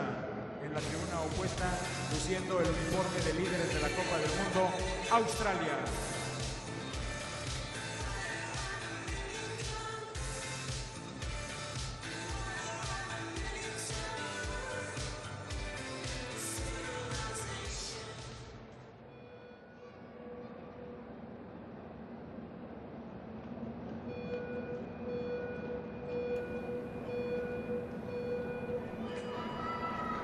So the Swiss team made up of Terry Schur, Stefan Kung, who we've seen in the individual pursuits, Loic Perizzolo and Cyril Thierry. The Australian team with a changed squad. The Swiss looking really ragged, trying to pull it back together. The Australians with Tyrion McManus, Joshua Harrison, Callum Scottson and Scott Sunderland. We've already seen Sunderland race. So this is looking interesting. Who's going to take the gold medal? The Australians will not want to be beaten at all. In Aguascalientes, they took the win. So they are the World Cup leaders, as you can see in the white colours. In Manchester, they were beaten in the team pursuit by Great Britain. So the Australians have had a good outing so far in these World Cups. Heading up to 2,500 metres, Australia shed a rider. And the Swiss still looking pretty good now. They've got it all back together. And now they lose a rider as well. So down to 3-all. You have to finish, of course, the pursuit with 3 riders intact. And Australia just slightly behind here, the Swiss team. Can they now start to up the tempo? 3,500 metres. The answer is yes, and they up it considerably. 1.685. So Australia are the fastest team on the track. The tempo is very, very high. Look at the cadence of these riders as they head now towards the end of the race. Australia 4:1.494. They take the victory. A lot slower than Aguascalientes. They did 3:55.841 there, but a good performance by the Australians. The Swiss in the silver medal position.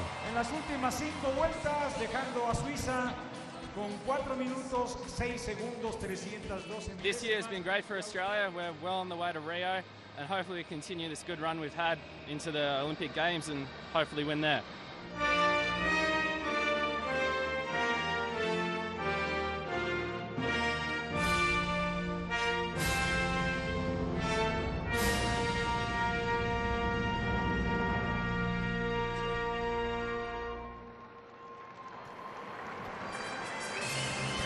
The Australians then on their road to Rio. 2016 is what it's all about for them. And a good young team with McManus, Harrison, Scottson and Sunderland. They're the gold medalists in Guadalajara.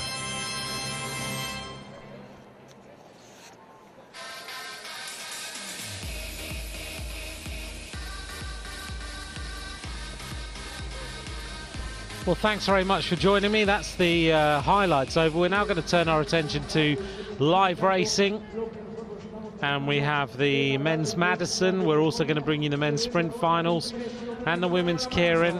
This is the Madison competition. We'll update ourselves on what's going on. So lots more racing to come. Don't go away. All the teams up on the track. There are 17 teams in total. There's the Argentinian team there. At the bottom of the list, we've got New Zealand, Australia, Great Britain. The other squad's a Danish team, also Belgian squad.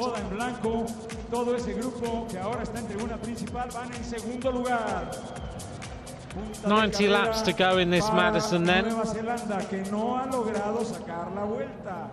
And as is normal, we have sprints during the Madison. New Zealand are leading with 10 points, Mexico there with 9, the Germans with 5 points and the Spanish with 4.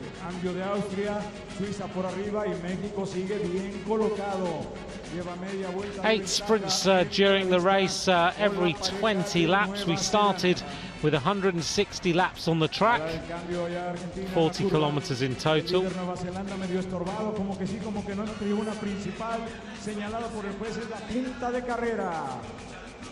Sigue Nueva Zelanda y ven muy rápido Argentina y ven muy rápido Italia, pero están atrasados. Segundo lugar, cruza aquí Alemania. Después está España y ahí va México. 86 vueltas para terminar. So a bit of a rush going on here at the front. Vamos a la mitad. Y sigue el pelotón alargado de los que están controlando el segundo lugar. Entre ellos ahí el cambio para Austria y pegadito a la rueda está México. And we're not far now from the next sprint. Be coming up very, very soon. Suiza y de Hong Kong. Viene el cambio para México. So the New Zealand team here in the black are the leading squad. It is Patrick Bevan and Tom Scully. And just to pick out the riders, if you're trying to keep a track of them, one rider wears a black number, one rider wears a red number. It's Miles Scottson of Australia has got a red number on. Scully is the rider with the red number for New Zealand, and he's on the track.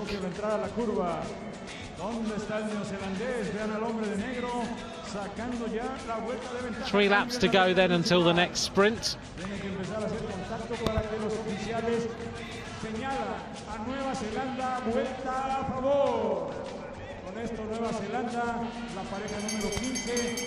So if you're watching this and you're trying to keep an eye on exactly what's going on, we'll try and update you.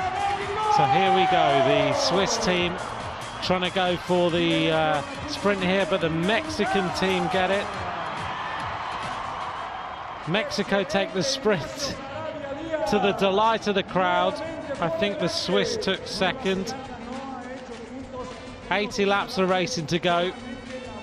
Confirmation then that Switzerland took 3, Hong Kong took 2, Germany took 1 point.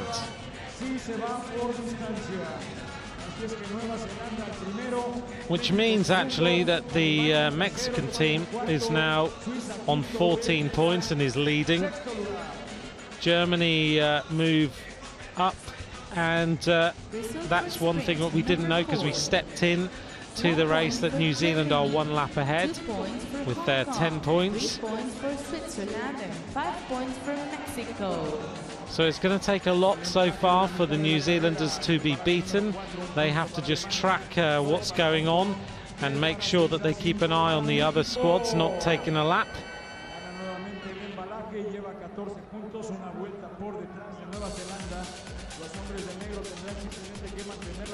So just keep an eye on the front of the string of riders around the bottom of the track. And Madison Racing started in Madison Square Gardens in the United States of America, hence why it's called a Madison. 2 riders on the track from each team. 1 rider races around the bottom of the track in the string of riders. His partner waits at the top, and they hand sling each other into the action at the right times. Sprints every 20 laps, so the next sprint will come up at 60 laps to go, and the current standings will be right now: New Zealand lead, Mexico in second, Germany in third, Spain in fourth, and Switzerland in 5th place. With the red number on there is Tom Scully, making his way through the group, just keeping an eye.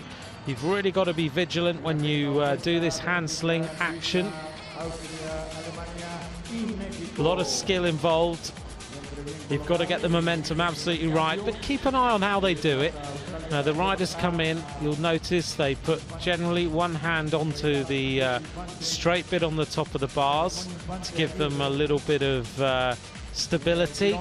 Their partner comes in, they take the hand and they sling it so the front of the bike doesn't go all over the place, because your hand nice and stable on that cross bit of the handlebars. 72 laps to go. There's the front of the race then, and it's the Swiss rider there in red and white, followed by the Austrian rider also in red and white. 2 riders trying to break away now. The Austrian pairing here are Andreas Müller and Andreas Graf, who are very, very good, what we call 6-day riders. In Europe we have 6-day racing, which is absolutely great to go to. If you ever see a 6-day and you get the chance to go, then you have to go. It's enthralling. if you like to sample the odd beer or two, it's also great to be at. The atmosphere is electric, and in particular places like Ghent in Belgium is a 6-day that you need on your bucket list. You should definitely go to one at some point, and Ghent is the recommendation. So the pace is starting to up. Remember that Scully and Bevan are the leaders. They have 1 lap advantage on the rest. Oh, that nearly was a touch of wheels between Britain and Mexico. The Mexican squad of Ignacio and Infanti. Britain with Jake Reagan and Chris Latham. Jake Reagan is a rider I've seen race in what we call the Revolution Series. Takes place now in Manchester and Glasgow on the velodromes, and Jake Reagan is a graduate of the Future Stars program in the Revolution Series. Good to see him now already at World Cup level.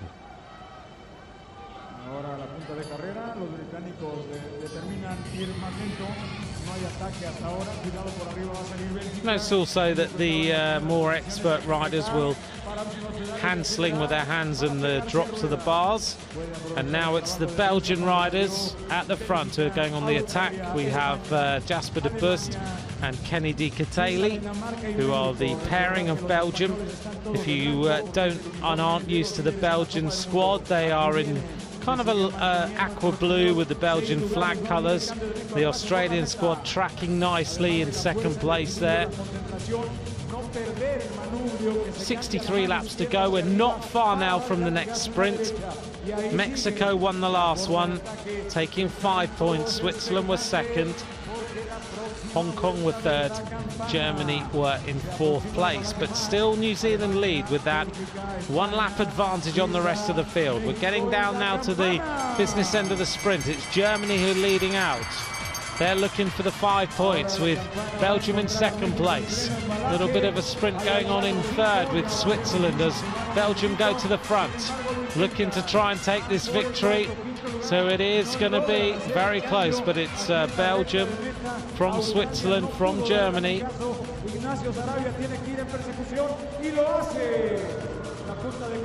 So the Belgians up there. Spain took 1 point. That will help them a little bit. So Spain now on 5 points. Germany are on 8 points. And we're also seeing now Belgium into the standings with 5.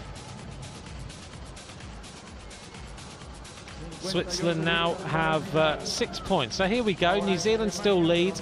Mexico still in second with 14. Belgium now have 8. As to Germany with 8 points as well.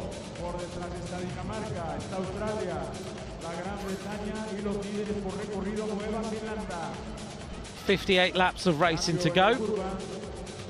Now in these 6 days we were talking about, we see some of the road stars taking part.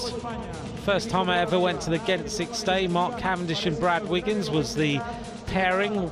Cavendish was still riding for T-Mobile at the time, and Wiggins is a real star of the 6 day scene. Doesn't ride them so much now.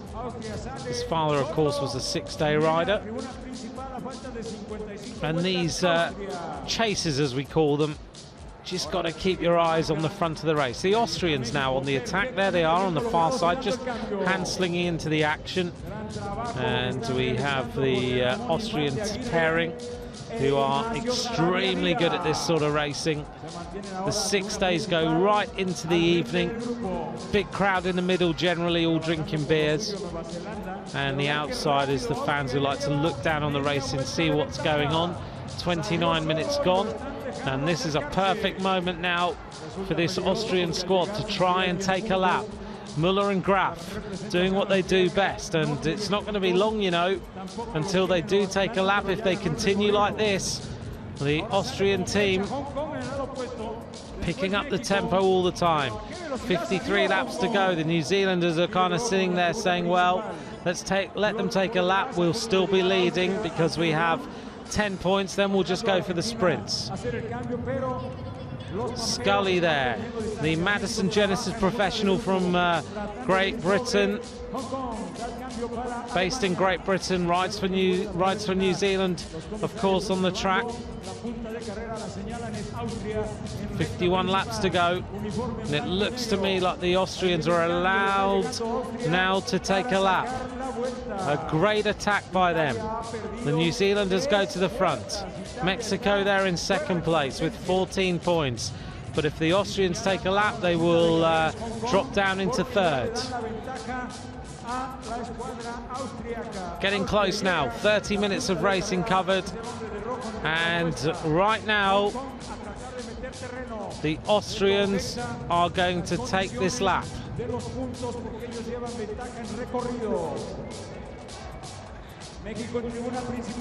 There's Belgium with 8 points. The camera concentrates on the lap taking. That would be good. Where are they? Are they in the string yet? Or are they still? I'm pretty sure they've taken their lap. Just looking through this group of riders. They're safely in there, aren't they? Pick them out for me.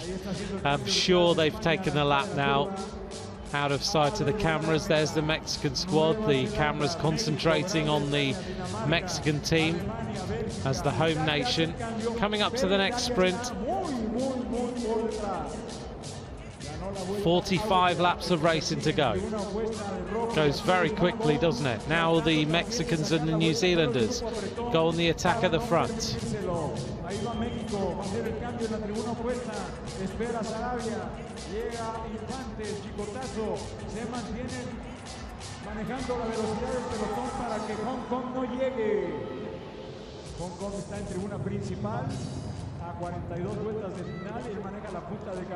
The Austrians are safely in there. There we go. They've got no points on the board, but they're now in second place. Heading up to the sprint. So it's New Zealand and Austria on 1 lap advantage. And now it's about the next sprint. So who's going to take it? Scully's looking keen. He wants some points for New Zealand. Recognises he needs to get an advantage on this Austrian squad. They've already got 10 points. Now he wants to take a little bit more. So it's New Zealand from Germany. Mexico score yet again. Fantastic racing here. New Zealand now with 15 points and 1 lap advantage. The Germans now have 11, and Mexico have now got 16 points. Results for sprint number 6. 1 point for New Zealand. Okay, I got that one wrong. Apologies. There was a little group off the front I didn't see. And 5 points for Hong Kong. The rankings. First place, New Zealand. Which means New Zealand are now on 11. Austria second there. Mexico have 14. And Belgium have 8 points still. So not too much change in the standings.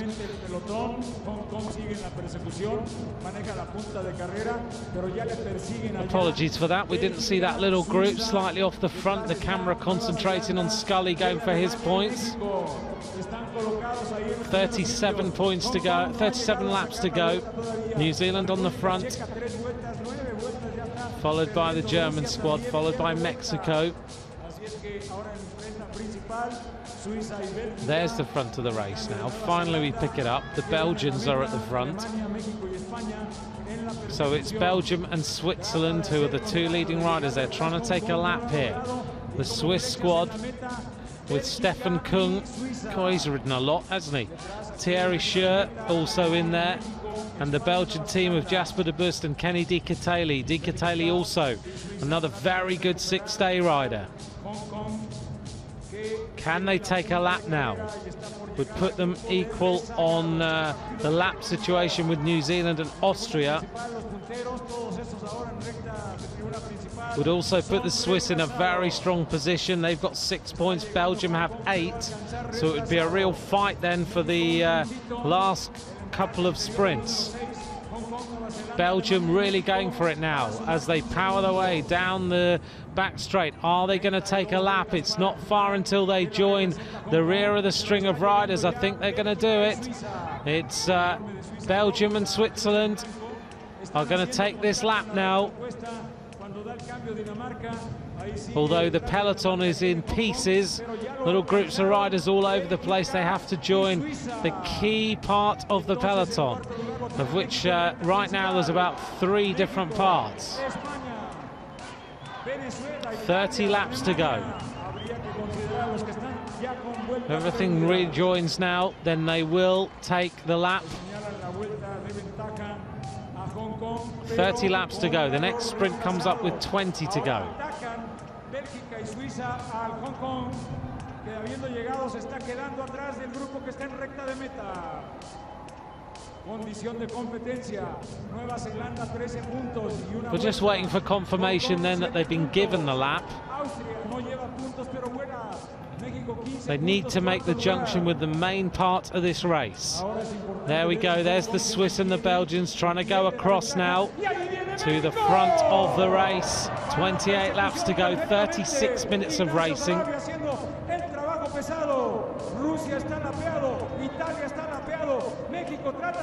And Mexico now on the attack, there we go.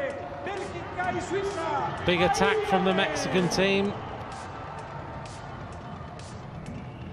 But as soon as this all calms down, then Switzerland and Belgium are going to be given 1 lap's advantage on the rest of the field as they now try and race across to the rest of the peloton to take 1 lap, which will put them equal on laps with New Zealand and Austria.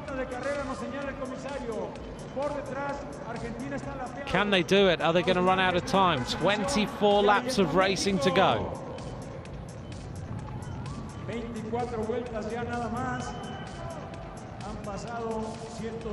And the commissaires there, you can see in the blazers, just pointing out where the front of the race is.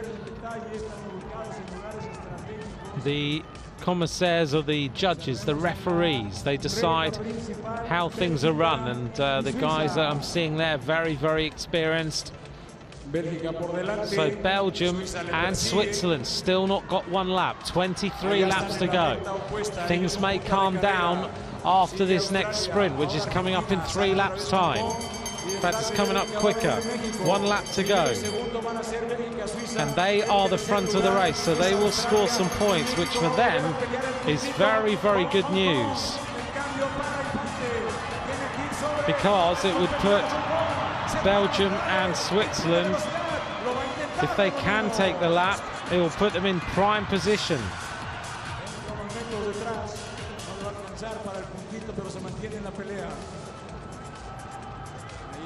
Australia took 2, Hong Kong took 1. So right now, if Belgium can take this lap, they will be 2 points ahead of New Zealand. There's confirmation of it. They're still 1 lap down. Mexico now have 15 points. New Zealand have 13. So it's all to play for here.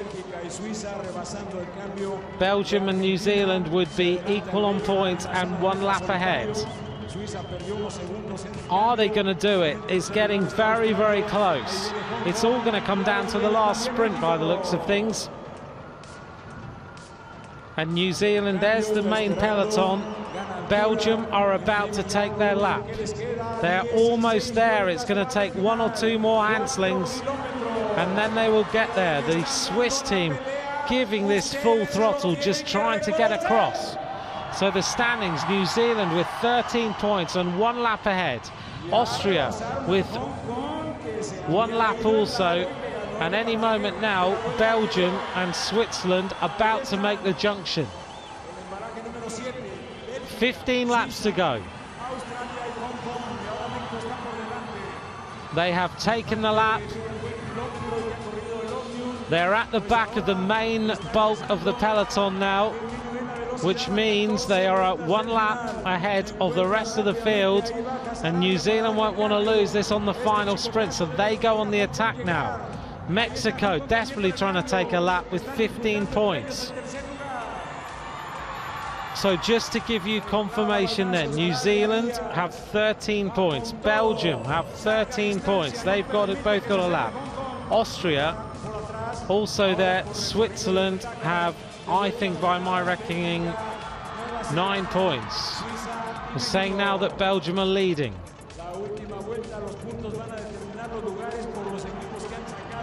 So it's going to come down to this final sprint. Whichever one of these teams wins, they will win this Madison. So New Zealand and Belgium, and New Zealand are slightly ahead here, but they need to figure in this final sprint. 10 laps to go. Scully and Bevan looking for this World Cup win. Mexico also up there. The Belgians looking to try and sling their partner into the action, but Scully and Bevan have a march now on the rest of the field. There they are in the black, followed by the green and white of Mexico, followed by the next group, Hong Kong, China. Scully and Bevan giving this absolutely everything to try and win this Madison for New Zealand. They're on the attack, desperately trying to get the maximum points to clinch the gold medal. Racing across now to the wheel here of France. 7 laps to go. It's an almighty effort from New Zealand, and they're not getting far away actually from taking another lap, which would firmly put them in the victory seat. Bevan and Scully, a tremendous performance by them tonight in this Guadalajara velodrome. As they look around to see where Belgium are, the answer is not far away. But New Zealand have the advantage. That's 7 laps to go, hasn't changed for quite a while, has it? Not far now, Switzerland still up there. They're in with a chance of a medal. It's between New Zealand, Austria, Switzerland and Belgium for the medals. 6 laps to go. Let's just see where the camera is focusing. There are the New Zealanders. They're now on the wheel of the Russian squad. They are mopping up riders in front of them. 5 laps of racing to go. 42 minutes of flat-out effort in this Madison in Guadalajara. It's a great competition. Thanks very much for joining me here. I know for some of you it's the middle of the night, but it's great racing. Fantastic atmosphere as Belgium now try and counter-attack with 4 laps to go. De Bust and Kateli trying to bring back the New Zealanders. It's like a man-o-man pursuit between these squads. 3 laps to go. The speed of the Belgians is absolutely furious. And suddenly it's 1 lap to go. I did think it hadn't changed. There are Scully and Bevan. And it's Bevan racing round in the black number, trying to take the maximum points for New Zealand to give them the victory. Heading up to the line. New Zealand will take it. New Zealand are going to take the victory. We'll just get confirmation of that sprint because the camera's a little bit focused on... I'm pretty sure, though, that New Zealand take it. They're punch in the air. Scully and Bevan take the gold medal in the World Cup. That was a great performance by them. They got their tactics absolutely right. And they take the gold medal for New Zealand with a great show of Madison racing. Ah, the high five. Now they're going to really celebrate. I have to say, I've seen Scully race many races this season. Well, in 2013 in Great Britain. He's an extremely talented bike rider, and now he's a gold medalist in the World Cup.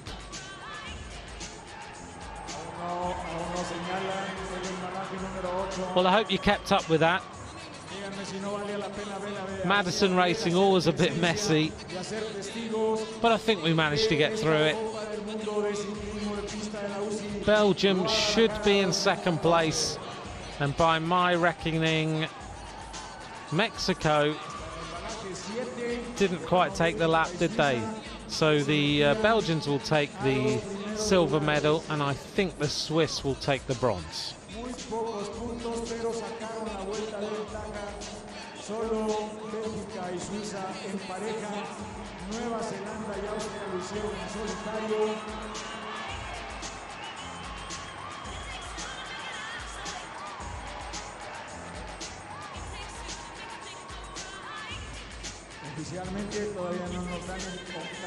So we're just waiting for confirmation of the results. Come up on the screen, then we can just count you through the different places.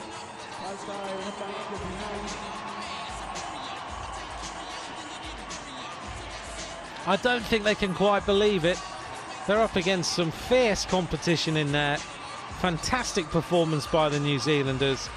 Scully and Bevan take gold.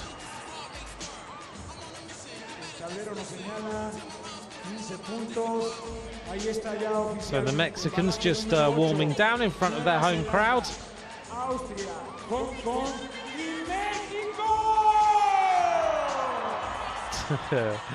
And the announcer manages to keep everyone going. Well, they got 5th place. New Zealand win, Belgium 2nd, and Switzerland in 3rd place. So we got the places right at the end of the 160 laps, and Austria in 4th place. Bélgica, 3 puntos y una vuelta, suma 13. Suiza, 9 puntos. Austria, 3 puntos, pero una vuelta. What's coming next, I hear you ask? Well, we're going to bring you coverage of the men's sprint finals.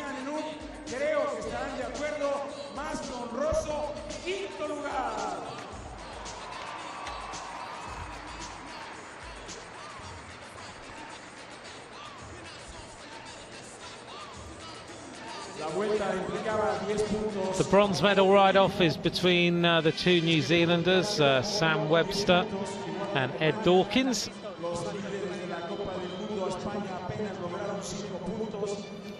And of course the gold medal will be between Hack of the Netherlands and Niederlag of Germany.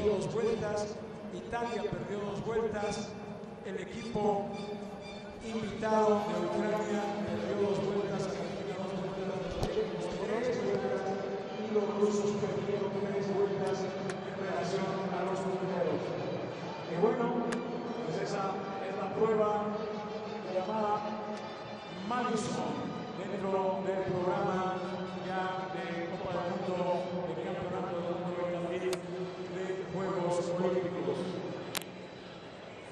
Pero esto no termina aquí. Todavía tenemos más emociones para todos ustedes esta noche. Sprint number 1 then, for the bronze medal. And as normal, 3 laps of the track. Can go down to 3 races if we need, a best of 3 to decide the winner.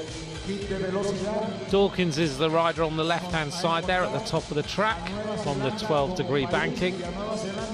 Sam Webster, the rider on the bottom of the track there, being held up in the colours of New Zealand. Both New Zealanders, you might be asking why are they in different colours. Ed Dawkins riding for his trade team, Webster riding for the New Zealand national squad.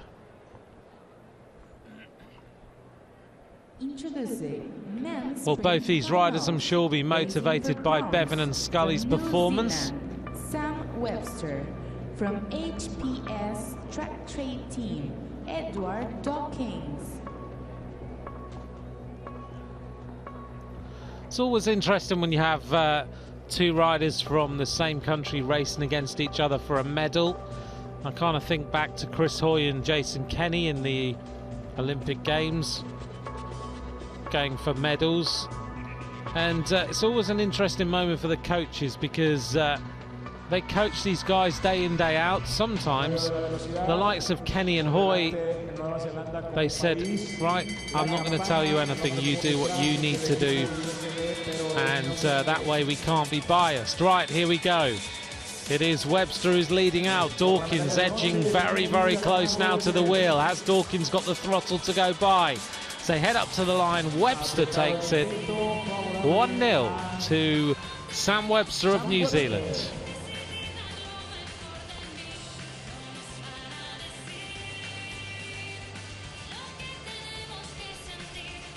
Sam Webster con el uniforme negro y la pluma, la rama, la flama de Nueva Zelanda, gana el primer hit, es a 2 de 3. The winner of the first race, Sam Webster, New Zealand.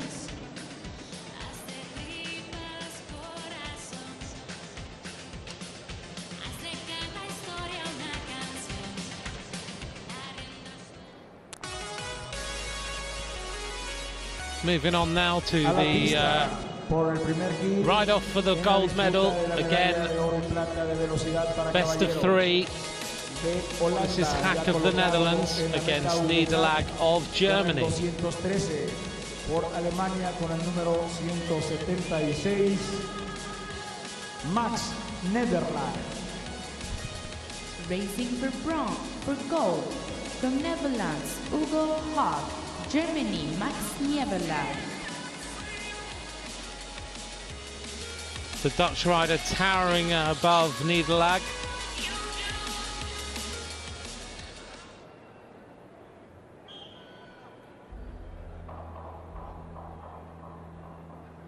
Should be a fascinating competition between these two as Nederlag now leads off. So the black line we've mentioned around the bottom of the track, the red line's the sprinters line. The blue line we call the stayers line, used by the big motorbikes that we used to see on the tracks, not used so much. And that blue line around the bottom, the nice thick area they're riding on now, is called the Côte d'Azur. Nederlag has the lead-off position. Hack there can decide to overtake, which he does. So it looks like Hack is going to try and ride from the front now as they go up the banking. Hack decides, I'm going to hold you up there. A little bit of toying going on. Nederlag says, I'm not having any of that.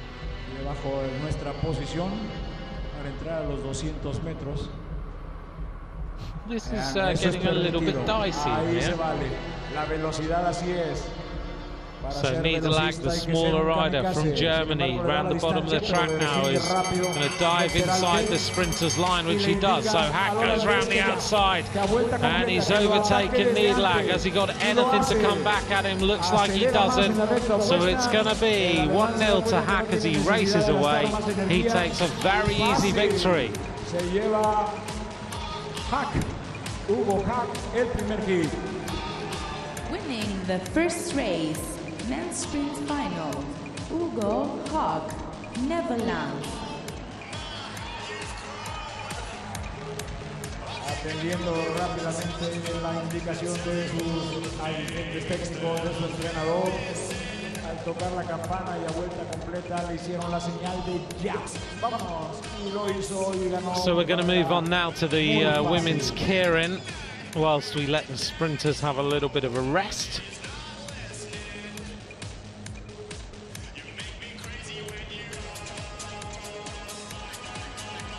Drawing lots then as they get ready for the women's keirin.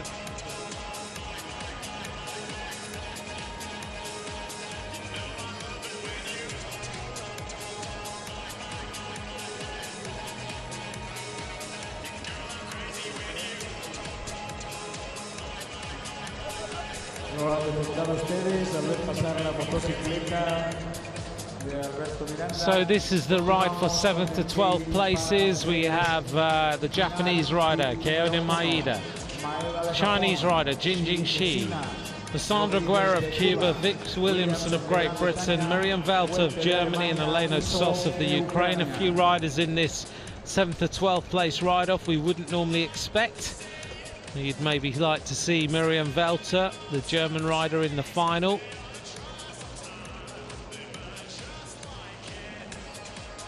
So all being held up then, ready for racing.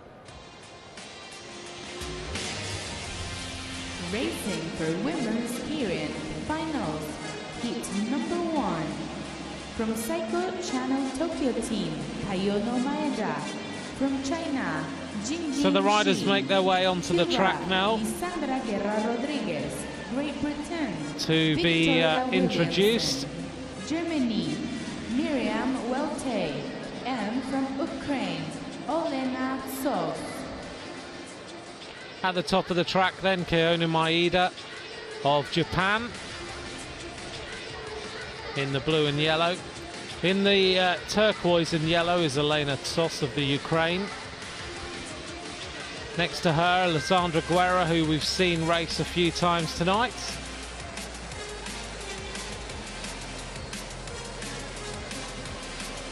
Xi Jinping of China. Miriam Welte of Germany.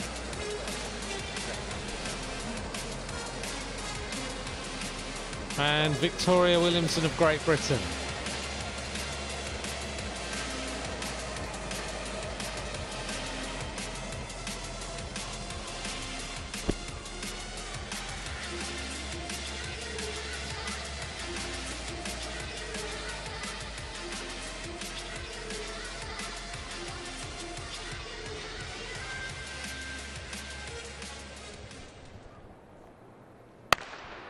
El disparo, la motocicleta y la salida de las 8 laps of the track then.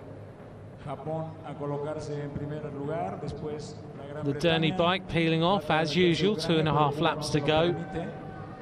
And it's Kayono Maeda who leads. Vix Williamson, the bronze medalist in the World Championships in a team sprint, in second place. Lisandra Guerra in third. Miriam Welte, an Olympic and world champion, in fourth. Jing Shi of China in the red and yellow, and Olena Tsov at the back for the Ukraine. Cuyo piloto va incluso pedaleando al inicio para ir ganando la velocidad, la cual va aumentando. Now you may well be asking, why is it important to have 7th to 12th places? There's still points on offer for these riders, and all key for future competition and future qualification for World Championships, Olympic Games and everything else. So you have to keep racing. It used to be that this 7th to 12th place didn't really count for too much. Now it could count the difference between you riding a World Championships or not. So very important for all these riders to try and put themselves in a winning position, finish in 7th place if they can. Kayono Maeda still maintaining position on the wheel of the Derny bike. Victoria Williamson in 2nd place. Miriam Welte keeping her eyes focused on Lisandra Guerra, working out her tactics and trying to work out how to beat all these other riders.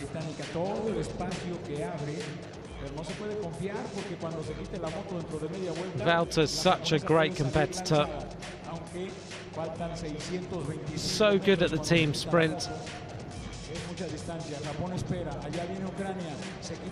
So now the Derny bike peels off. Has to brake so hard. There's the Ukrainian rider then. Tsov goes to the front with Maeda in 2nd place. Still a couple of tactics going on as riders try and hold back a little bit. Guerra goes round the outside. Williamson finds the wheel of the Chinese rider, is suddenly in front of her. And now round the outside goes Xi Jinping of China. She's going to hit the front. Maeda is in 2nd place as Lisandra Guerra looks for some points here from Cuba. Heading towards the finish line, it is going to be Xi Jinping of China ahead of Guerra in 8th place overall in the Keirin.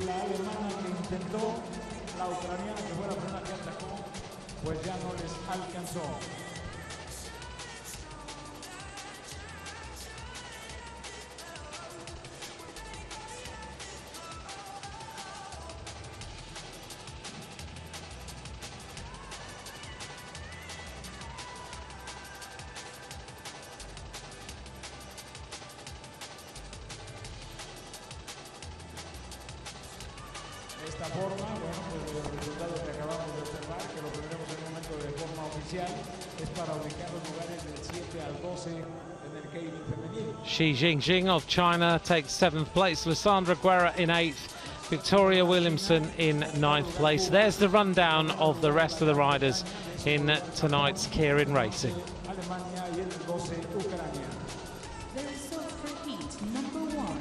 So the lot's now being drawn for the final for the gold medal. Place, Lysandra Guerra Rodriguez, Cuba. 9th place, Victoria Williamson. Number 2 there being drawn by 10th place, Mustafa. The Russian rider is Nedenko. There is Sandy Claire, who draws lot number 1. Li Weitzi of Hong Kong, China. And alongside her is Daniela Gonzalez of Mexico.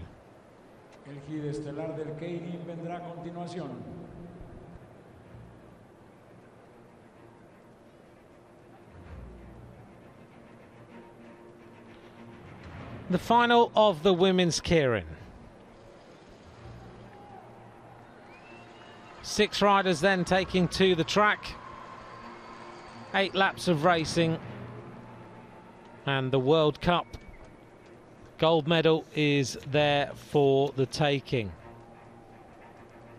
Last time we saw another win in the women's Keirin for Christina Vogel. She also won in Manchester. She's not racing here this time, maybe just choosing to taper down, ready for the World Championships. Maybe got a big block of training going on and then time to taper, ready for the World Championships in Cali in Colombia, starting at the end of February, just 5 weeks away now.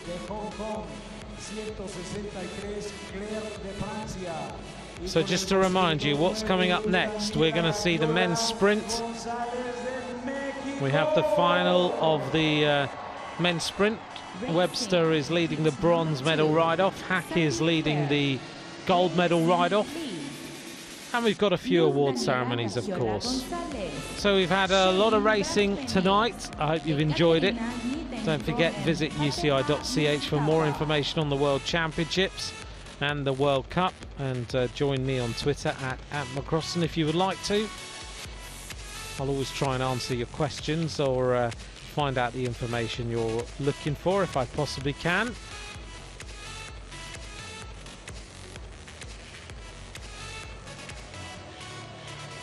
If it's the middle of the night where you are, keep going. It's not far now. We're nearly at the end of a great 3 days of racing. We've seen all the highlights. Stay with me and we'll bring you the conclusion of the men's sprint. That's all you've got now. You just need to see the women's Keirin final here and the men's sprint. The final then, lined up, Sandy Claire down at the bottom of the track there in the blue of France with the tricolour colours. Mustafa in the lime green in her trade team. Could be the danger in here. Li Weitzi, bronze medalist in the Keirin of London 2012. And the Mexican rider, if she can win this, the roof in this Guadalajara velodrome will lift. Did very well to race through here, Daniela Gonzalez, to get into this final. And I think she's going to give this absolutely everything to try and take the gold in front of a very happy home crowd.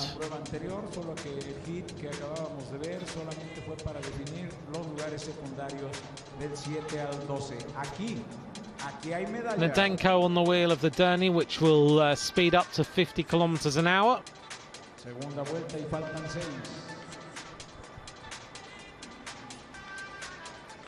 Our Derny rider looking pretty sinister with those black shades on.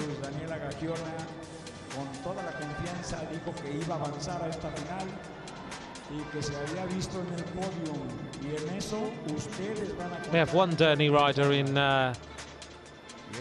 in Manchester who has now his own Facebook page and is a celebrity. Such was his notoriety in the Olympic Games. A little feature on him during the coverage, and that was it. 5 laps to go. Nedenko at the front of the group. Sandy Clare in second, Mustafa in third, Lee Whitesea in fourth. Gonzalez at the back of the group, keeping an eye on everybody. Can she make the move? And it's Braspenik of the Netherlands, who is also in this group. Can Gonzalez take the victory for Mexico?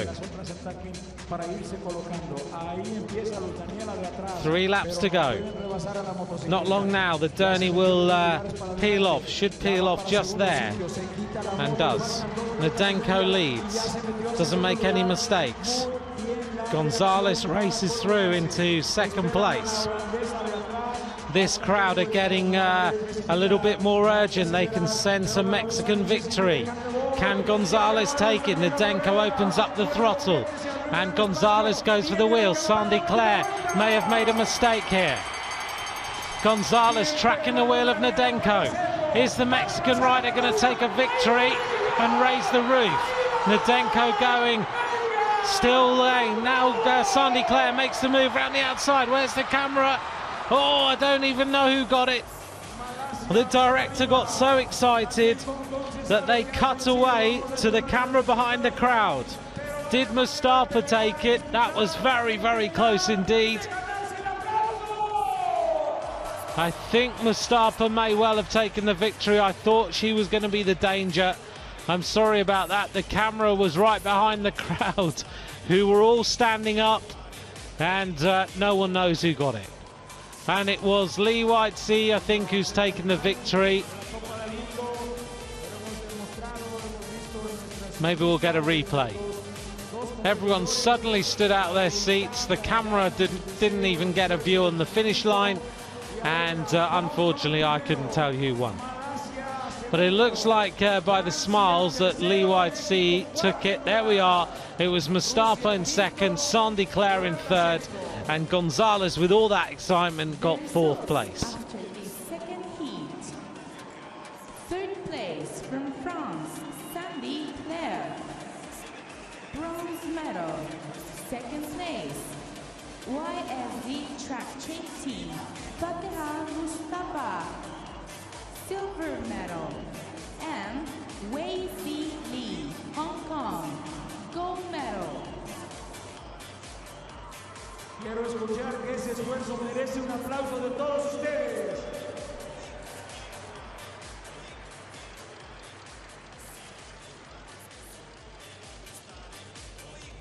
The photograph then showing the difference between these riders. It was about half a wheel between Lee Whitesea and Mustafa, and Sandy Clare another half a wheel or so behind them. Lee de Hong Kong, Mustafa de Malasia, Claire de Francia, Rafiola de México, Nedenko de Rusia, Braspenik de Holanda.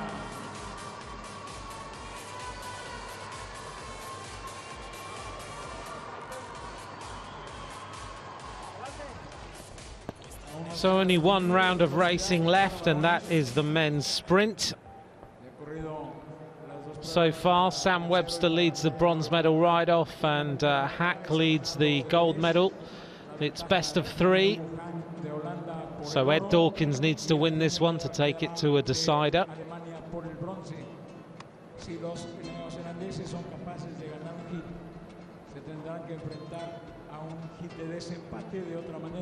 Estaremos ya directamente en las medallas.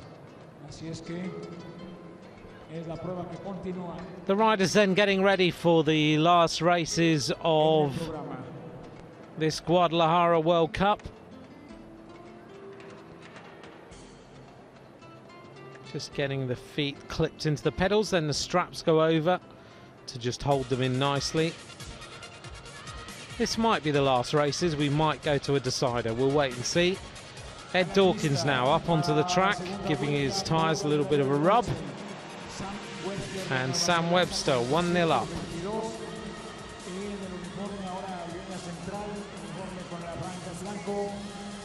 Dawkins del equipo HP Webster there on the left-hand side, Ed Dawkins on the right-hand side. Second race from New Zealand, Sam Webster, HPS team, Edward Dawkins.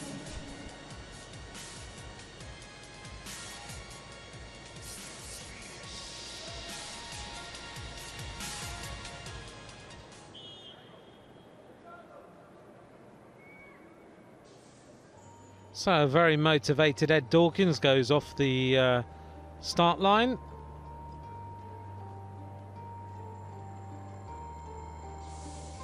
Webster tactically great in the first round.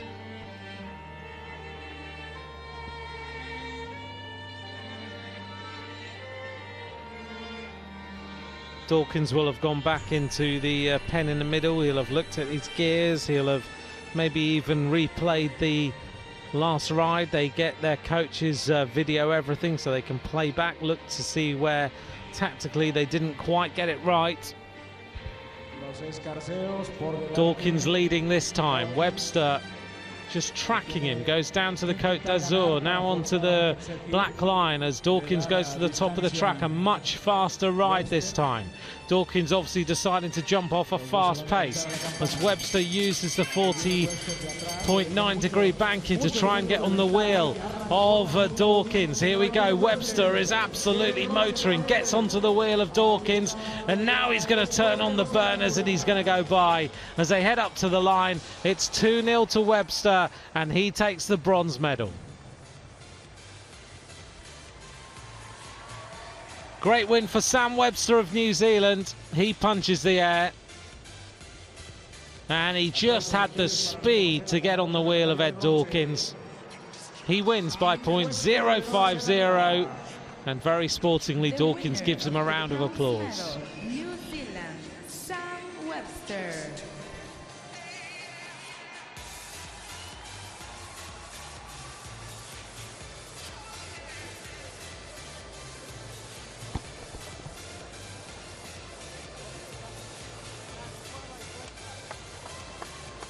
This is for the gold medal then. Hack is 1-0 up. Here he is in the orange of the Netherlands.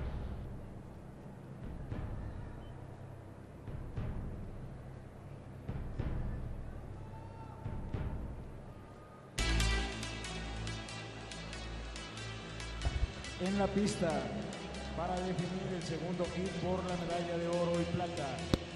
Ya está colocado en la línea de salida de Holanda Hugo Hack, vencedor de la primera serie con el dorsal número 213, y ahora sube a la pista de Alemania con el número 176. Hack up on the track nice and early. Niederlag comes up alongside him in the white of Germany. Hugo Hack, Netherlands. So will it go to a decider? Will Hack just go to the top step of the podium?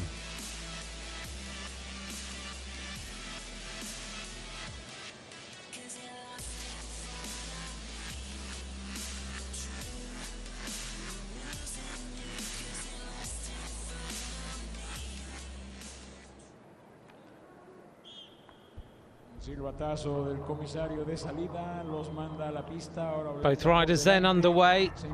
3 laps of the track. The time, of course, taken on the final 200 meters. Those of you wondering where that is, it's that white line they've just covered now. So the clock starts on that final lap. When they hit that white line, it gives them an indication of just how fast they are going, and they can use that as a comparison against other tracks in the world. Niederlag then of Germany with the bladed front wheel as he keeps an eye on Hack of the Netherlands, 1-0 up. The Germans, such good sprinters. They make riding this track look so easy as they just whoosh up and down the banking. Hack now accelerates a little bit. Keeping an eye, turning around there, looking right into the eyes of Niederlag.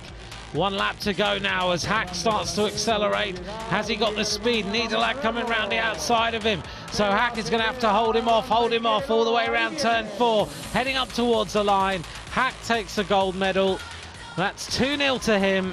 Niederlag takes the silver.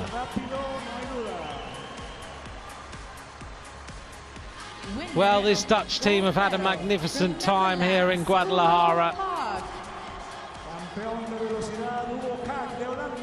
They'll be extremely pleased with the medal haul they're going to go away with. I wouldn't be surprised, actually, if they head the medal table. They really have been on top form.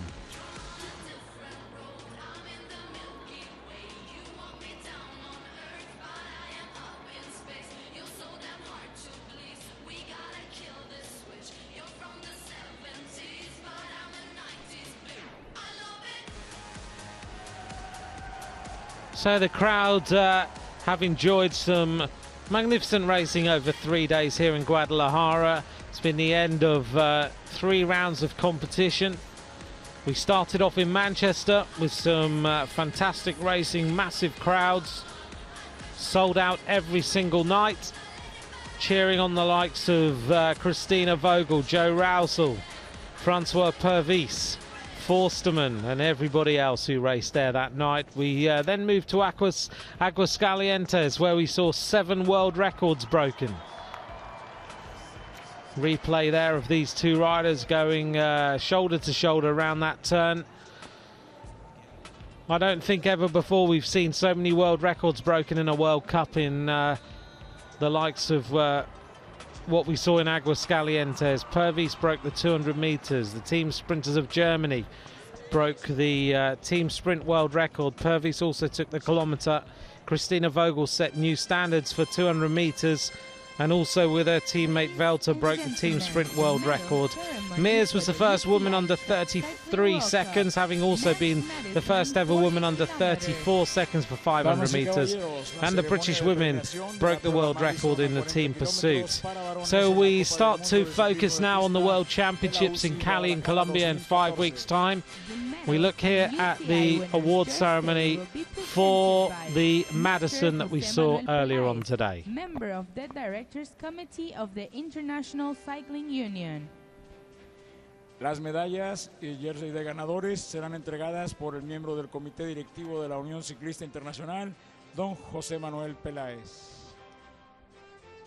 Winners of the bronze medal representing Switzerland. Ganadores de la medalla de bronce representando a Suiza. Stefan Huang. Ferry Shear.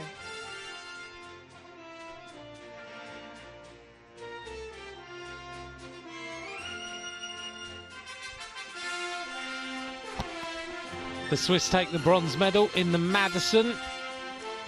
Winner of the silver medal representing Belgium. Ganadores de la medalla de plata representan a Bélgica. Jasper de Bust. Kenny de Ketele.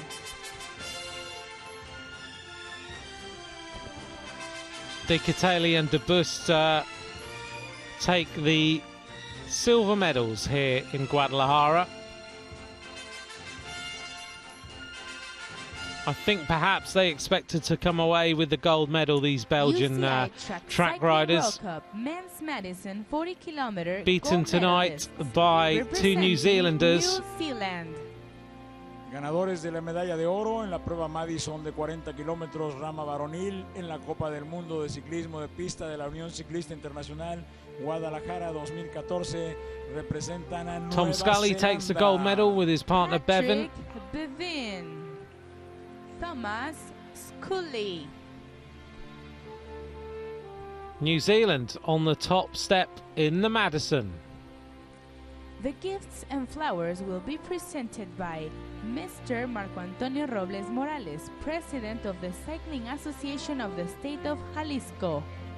Los obsequios son presentados por el maestro Marco Antonio Robles Morales, presidente de la Asociación de Ciclismo del Estado de Jalisco. Scully with a little cough there, with the effort still telling on the throat. Really hurts sometimes in these dry velodromes.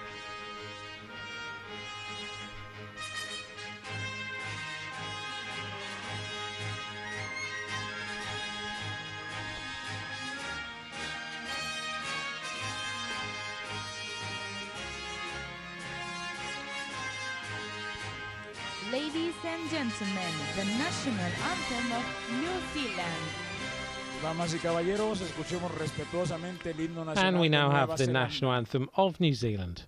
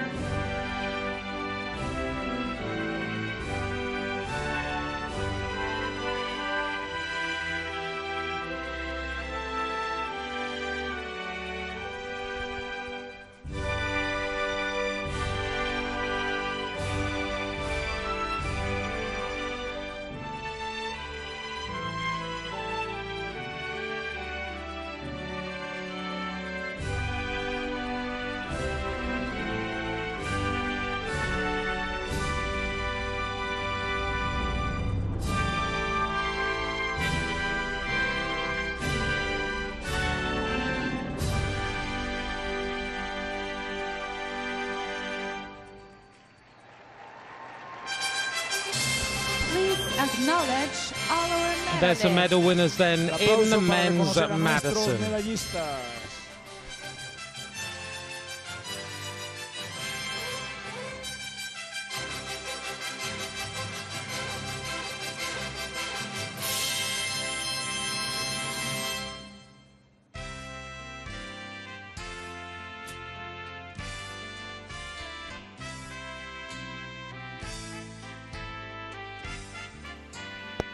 So we look across the track at the crowd getting a few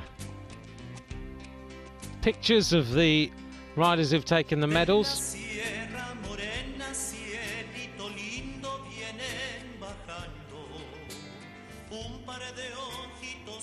So we'll enjoy some sights and sounds of what's been going on in this velodrome.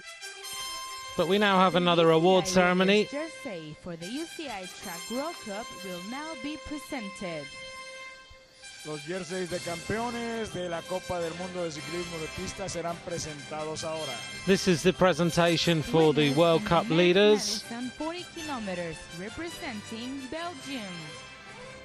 Ganadores de la prueba Madison, la Copa del Mundo, 40 kilómetros. So the World Cup leaders are Belgium after Jasper de 3 Bus. rounds of racing. Kenny the Ketele. So they take the victory for this season. Putting on the white jerseys.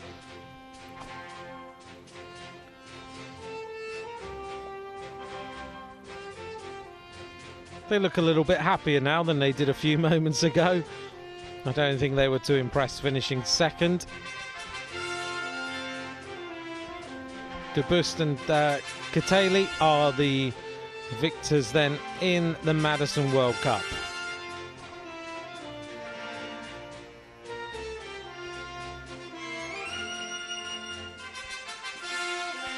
Please acknowledge our winners. Fuerte el aplauso para nuestros campeones.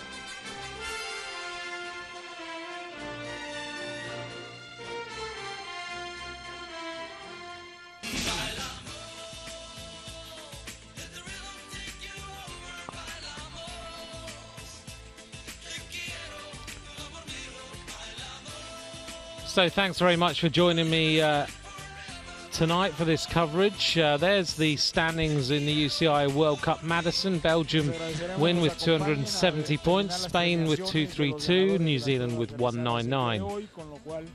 Habrá de bajar el telón de esta Copa Mundial de Ciclismo de Pista Guadalajara 2014. Acompáñenos a reconocer y aplaudir a estos grandes deportistas. We're still waiting for the presentation of the women's keirin. I think we'll try and bring that to you before we leave this evening. So the World Cup teams will now go back to their countries. They'll hone their form and then they'll travel out to Colombia ready for the World Championships.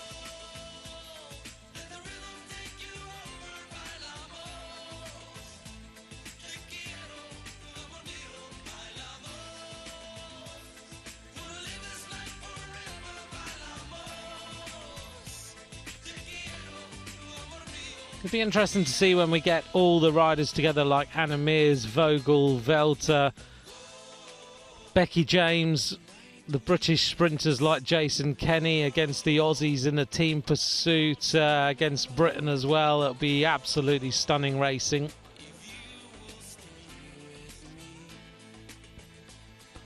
And here we are, this is the final victory ceremony.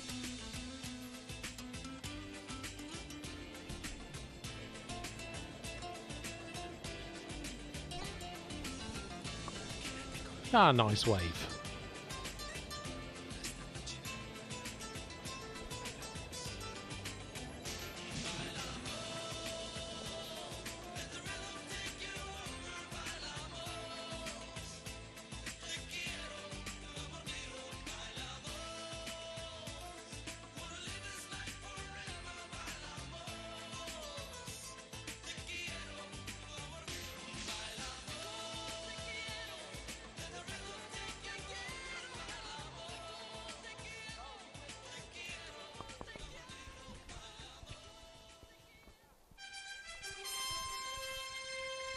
Ladies and gentlemen, the medal ceremony for the UCI Track Cycling World Cup Women's Keirin. Damas y caballeros, la ceremonia de premiación. The medal winners then make their way onto the stage, ready for this victory ceremony. En la prueba de Keirin para la rama femenil Guadalajara 2014. The medals and UCI winners' jersey will be presented by Mr. José Manuel Peláez, member of the Directors Committee of the International Cycling Union. Las medallas y los jerseys de ganadores serán entregados por don José Manuel Peláez, miembro del Comité Directivo de la Unión Ciclista Internacional. Winner of the bronze medal, representing France. Ganador de la medalla de bronce, representando a So the bronze medal goes to France. Sandy Claire is the winner of the bronze medal in the women's keirin.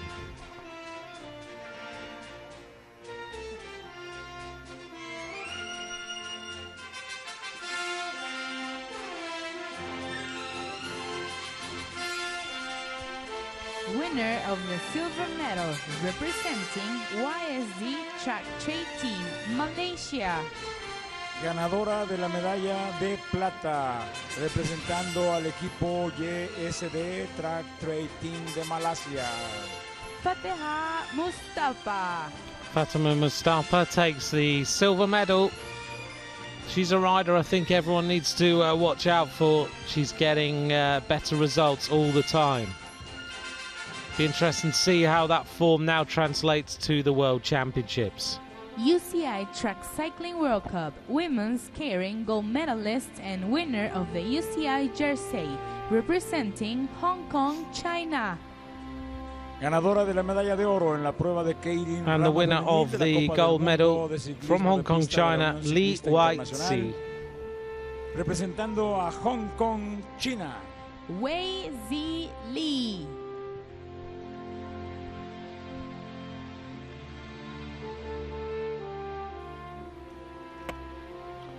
That'll be great motivation for her as she now takes the win and the gold medal.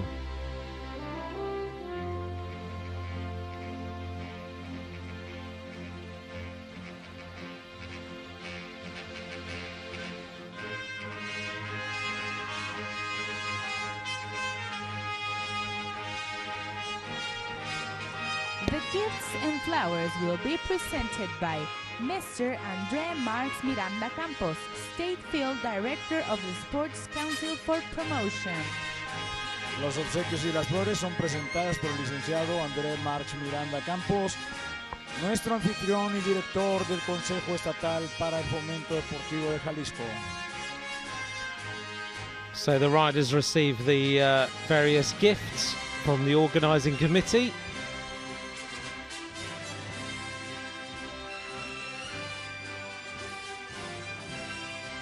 Ladies and gentlemen, And we now wait for the national anthem of Hong Kong, China. Damas y caballeros, con respeto escuchemos el himno nacional de China.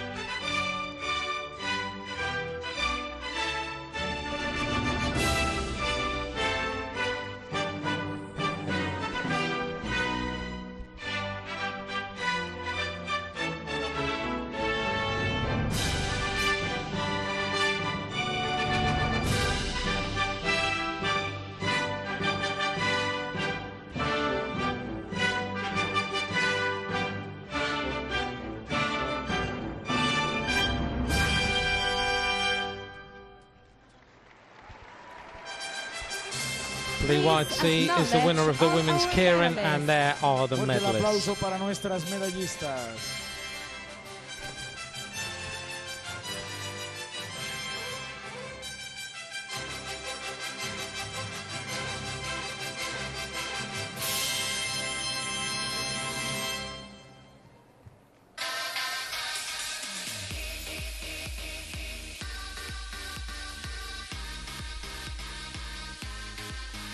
Well, the velodrome there in the centre is being packed up now, as you see all the boxes of the bikes and everything being readied for taking everything back to the various countries. There's confirmation that Lee Whitesea wins the women's keirin for the World Cup.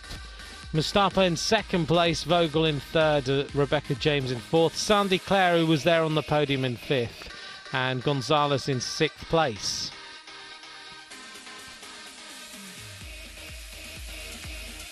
Well, I hope you've enjoyed tonight's racing. We brought you all the highlights here from Guadalajara of the final round of the World Cup.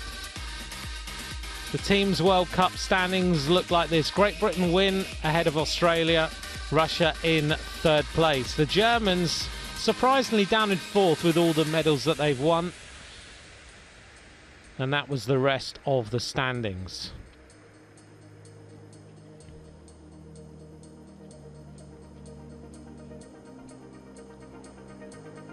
Well, we're going to leave you with some sights and sounds of the Guadalajara World Cup. It's been a pleasure talking to you. Thank you very much for joining me over the last few hours. Enjoy these highlights, and from me, Anthony McCrossan, thanks very much. Bye for now.